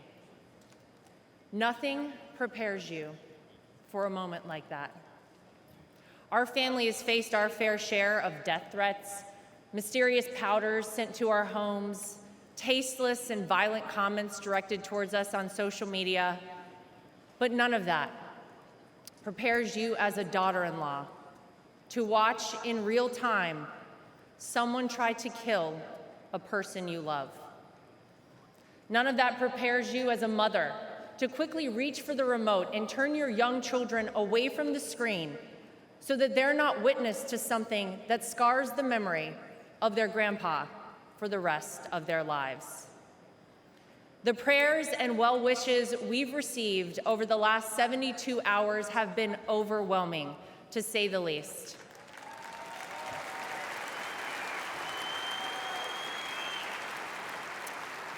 And my heart goes out to the family who lost a husband and a father because of this senseless act. All of you here tonight and watching at home mean the world to all of us in the Trump family.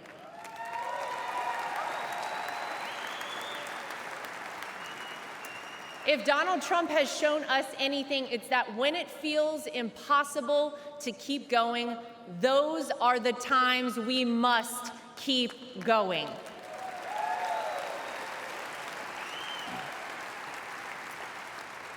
I don't know how many people here watching at home have ever been to a Trump rally, but if you've never been, let me tell you about them. Oh, some of you have been.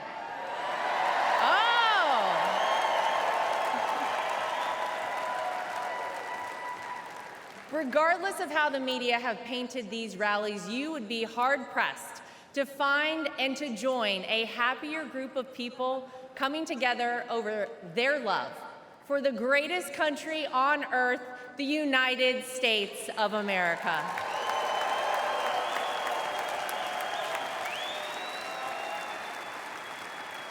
I dare anyone trying to leave a Trump rally without leaving with some new friends. You always make friends at a Trump rally, right?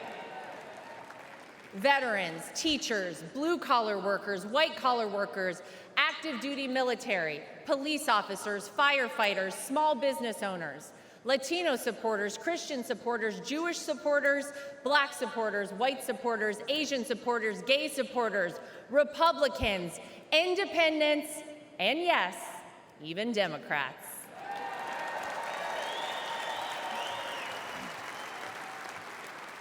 At a Trump rally, you're not viewed as your profession, your religion, or the color of your skin. You're viewed as one thing: an American.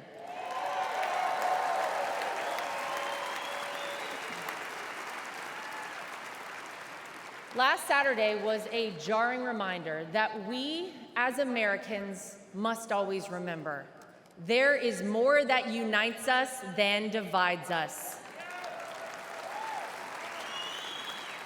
We all want this country to be great, even if we don't always agree on the best way of doing that. And with every bone in my body, I can tell you that all Donald Trump wants to do and has ever wanted to do is make this country great again for all of us.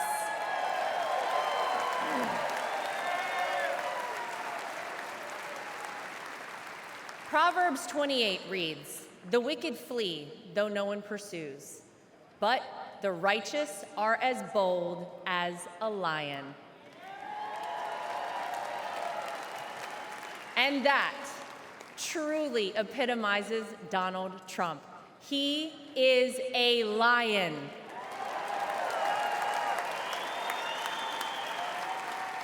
He is bold, he is strong, he is fearless, and he is exactly what this country needs right now.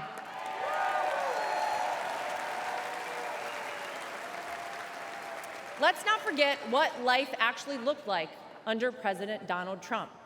Trade deals across the world that benefited our economy, allied countries paying their fair share, a safe and secure southern border,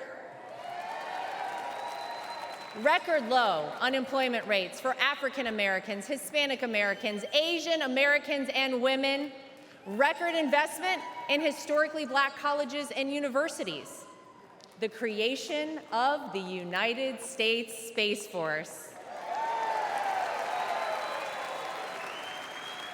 the most comprehensive prison reform in decades.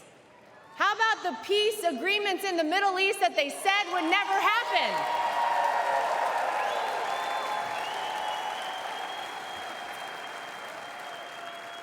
The largest tax cuts in American history, our energy independence,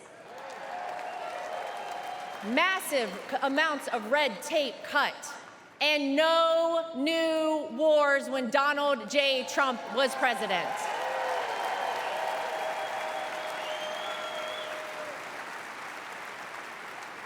Maybe, most importantly though, you could actually feel it in your everyday life. Now, you didn't have to love everything that he tweeted, but you cannot deny you were better off when Donald Trump was in office. Americans were finally able to start saving money. Home prices were affordable, and gas hit a low of $1.87 a gallon.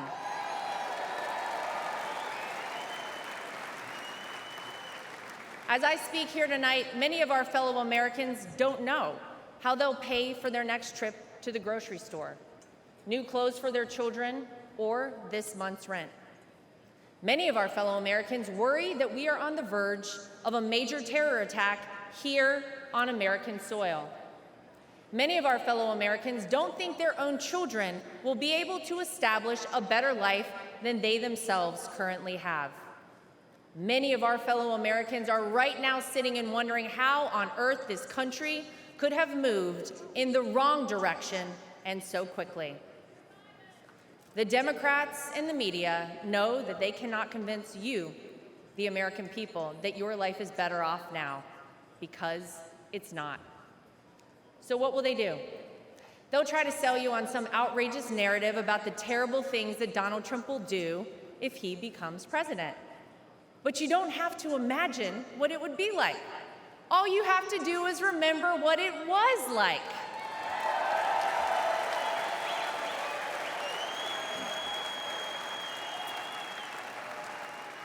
I know. Oh, yeah.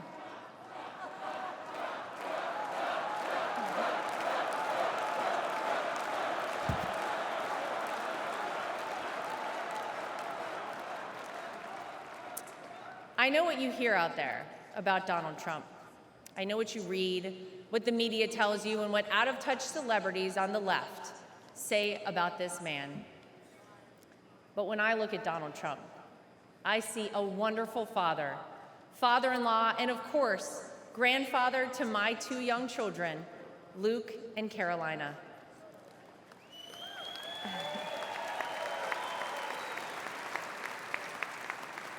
I know that I'm lucky enough to get to call him my father-in-law and see him a little differently than all of you. But it's through that lens that I sometimes wish more people could see him. This is a man who has sacrificed for his family and a man who has truly sacrificed for his country.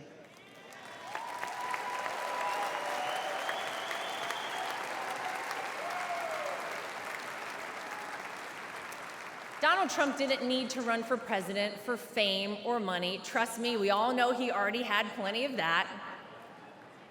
I'll tell you why he did it and why he continues on, even in the face of the unthinkable. Because he loves this country.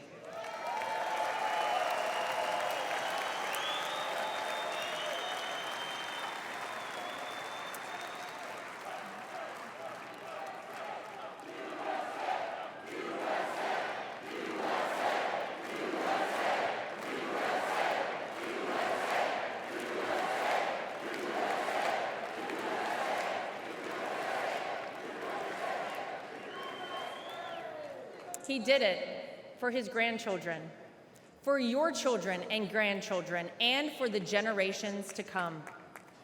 I have seen this man dragged through hell and back, in and out of courtrooms, indictments, impeachments, mugshots, and even an assassination attempt. And yet, he has never backed down.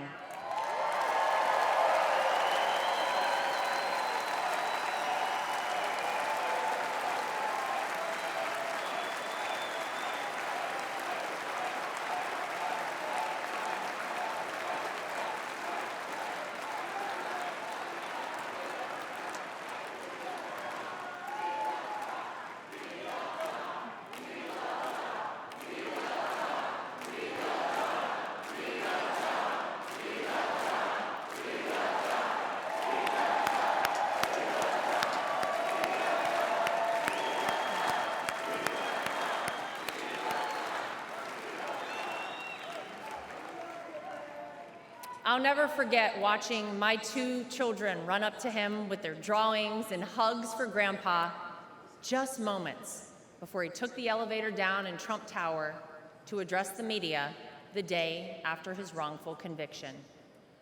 Despite everything else he had going on, he had no other focus in the entire world, just a man relishing time with his grandchildren. It's a side of Donald Trump that not enough people get to see.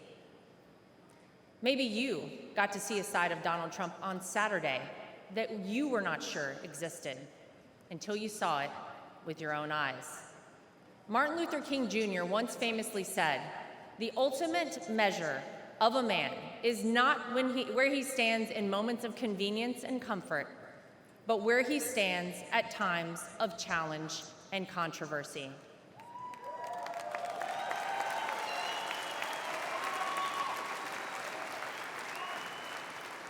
There's no doubt that Saturday was one of the most frightening moments of my father-in-law's life. Millimeters separated him from life and certain death.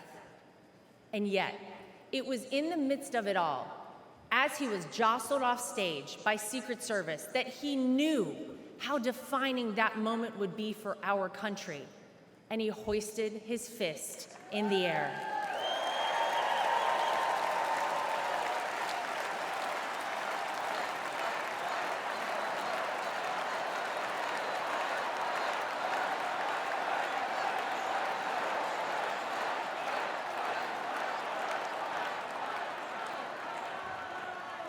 It was not just for the audience at the rally, not just for his supporters tuning in, but for all of America. And as a signal to the world that no matter what, America will always prevail.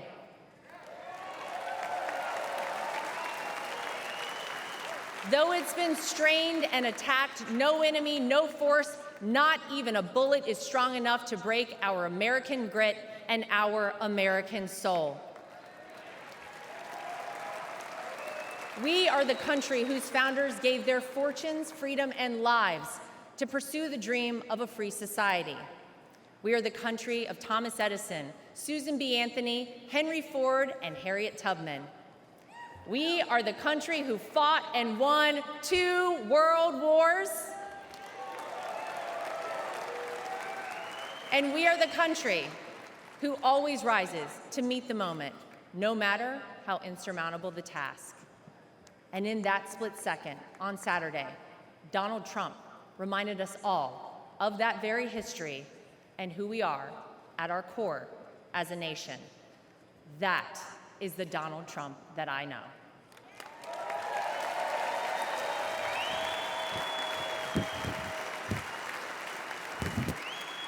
He is an American who conquered the business world, an American who made himself a household name, an American who was beloved by politicians and fellow celebrities for decades until he ran for office with an R next to his name. An American whom even Barack Obama admits people consider the American dream. And instead of sailing off into the sunset after an illustrious real estate and television career, he decided to give back. He decided to bring some of the things that had made him so successful in life to all of you in order to improve the lives of all Americans. Black, white, brown, gay, straight, all Americans, because that's the man that Donald Trump is.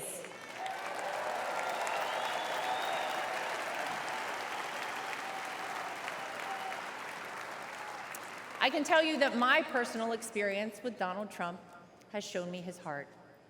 There wasn't a second that he made this small-town girl who was way out of her element in New York City feel anything but welcomed and part of the family. And if not for the support and encouragement of my father-in-law, I wouldn't be where I am today. It's been said by many that Donald Trump sees things in people that they don't even recognize in themselves. In 2016, when he asked me to help him win my home state of North Carolina, I'll be honest, I was terrified. I had no idea how I would make it happen, but he knew I would, and I did.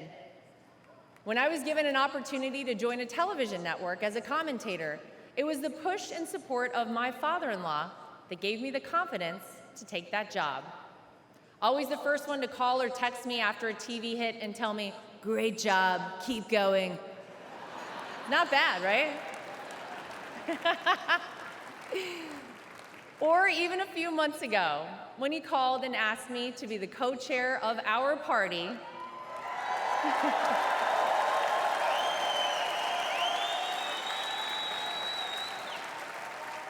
he showed me potential in myself that I couldn't yet see.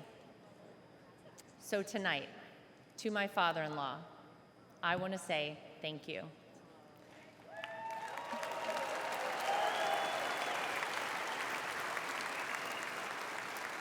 Thank you for your resilience. Thank you for continuing on. Thank you for raising wonderful kids. Thank you for being an amazing grandfather. Thank you for never giving up on me. And thank you for never giving up on our country.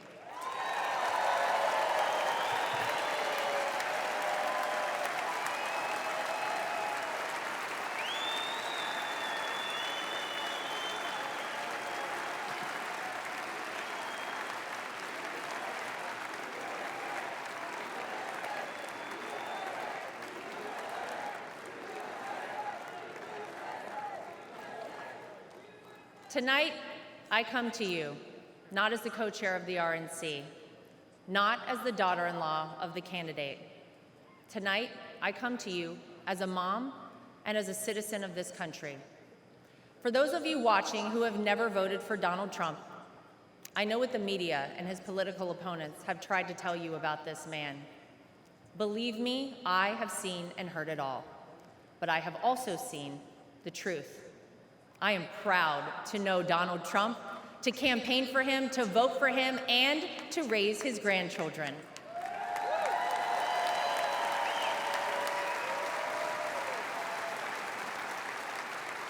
He will do what is necessary to protect you, protect your family, and protect this country. Because Donald Trump wants us all to be successful, to be safe, to be happy, to be strong, and to be great again.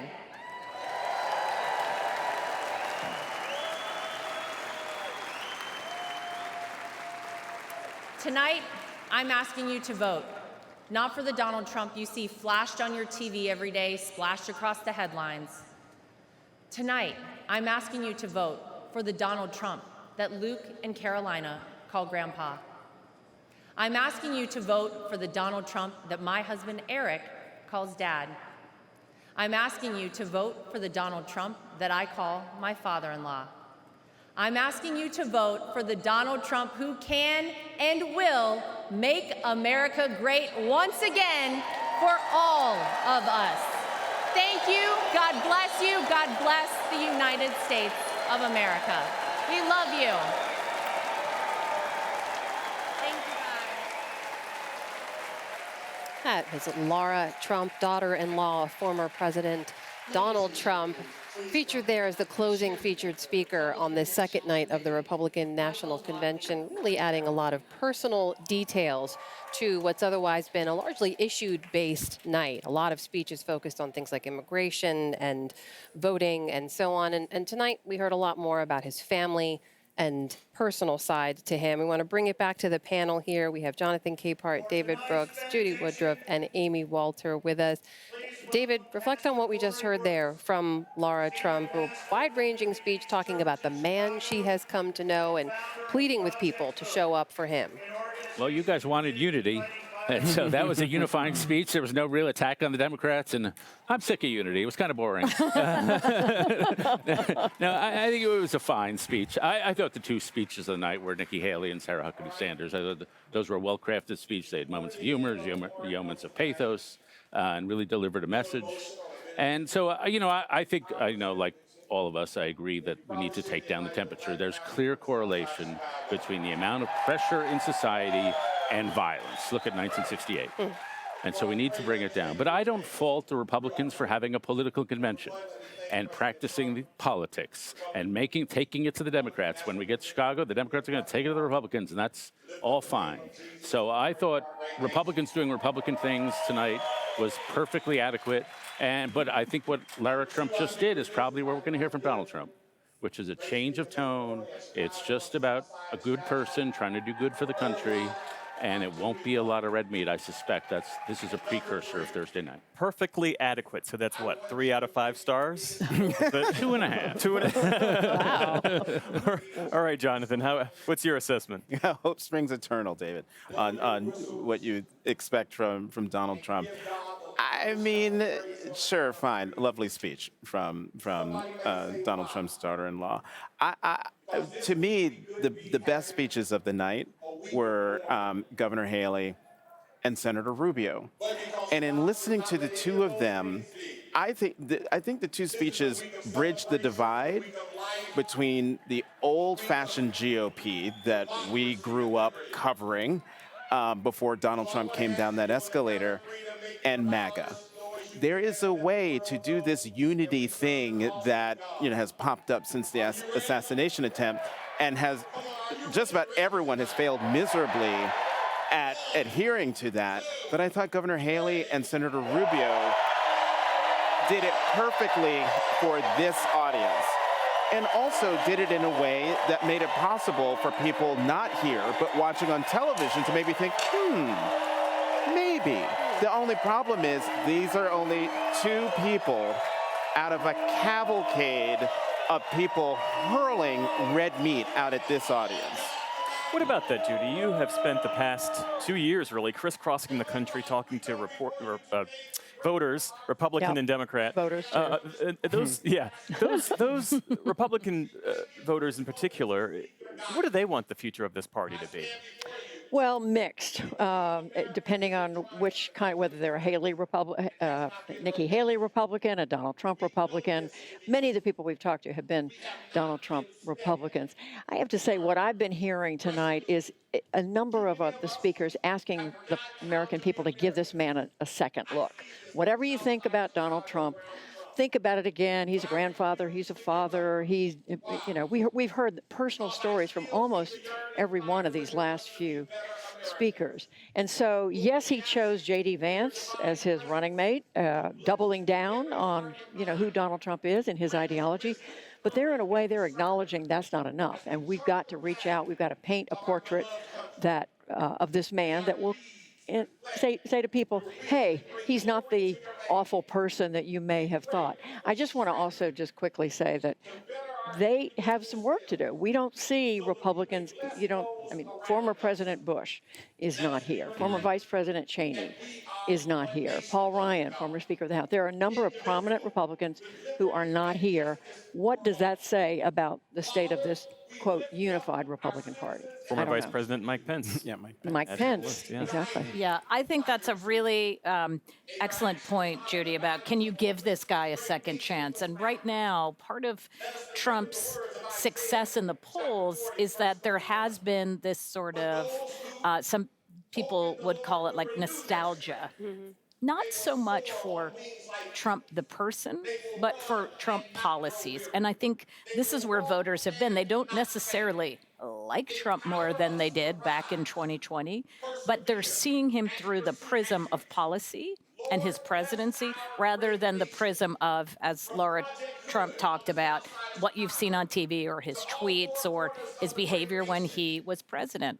And that's always been the question for the Democrats, whether they could dislodge the nostalgia for prices weren't as high, the border was secure, we didn't have these wars, we didn't have chaos, with the, okay, but Trump as a person, Trump who has done these things as president, that is where we want to talk about. And going back to the point we were discussing at the very beginning of the people who aren't here, as Judy pointed out, it's not just folks from the way past 8 years ago, 12 years ago, the way past, but people in his administration from his first term. 3.5 years ago. Yes. Yeah, which feels like a lifetime in some moments. If there's another theme that stuck out to me tonight, it is sort of the involvement of faith in a lot of the speakers and a lot of the comments. We heard it with Congresswoman Salazar, who was here. We've heard it with Governor Huckabee Sanders as well. She actually said there, Judy, God Almighty intervened in invoking how she believes former President Trump was saved during that assassination attempt. And I just wonder how you reflect on that. You've been having a lot of conversations around faith with evangelical voters, some who were not sure about former President Trump. How do you think this kind of messaging will resonate with them? I think they are already in really good shape with evangelical voters. I mean, right now, 8 out of 10 evangelical voters, they voted for him. 8 out of 10 voted for him in 2020. Not quite that many in 2016. They had to be persuaded. And Mike Pence, by the way, went a long way toward persuading them that he was someone they could trust. But they, in my view, they don't have much more work to do with the evangelical voters. I still, when I hear that conversation though about faith, you want to know, well, what is Donald Trump himself going to say about that? Is that language that he's comfortable with himself? And we don't know. Is he going to bring that up on Thursday night? I don't know. The other thing that stuck out to me, David, is how far this party has come in terms of valuing things like experience and qualifications. They used to give Barack Obama a hard time about not having enough experience to be president. J.D. Vance has served in the Senate how many months? You know, he's not there necessarily because he can be a heartbeat away from the presidency. He's there because of what he embodies, of the message that he sends. And this crowd and this base is okay with that. This is now a party in which that experience, governing, you were an ambassador, being a governor of a state, doesn't seem to matter. If you want to be a leader in these times, you want to be an insider who pretends he's an outsider. And that's true of Modi in India. It's true of Donald Trump. And so I think that's the posture they're all searching for. I'm not an insider, but I have a lot of experience. And so that's Trump's posture. It's also so different from Democrats. Because I'll hold that thought. Until tomorrow night. So much more to talk about.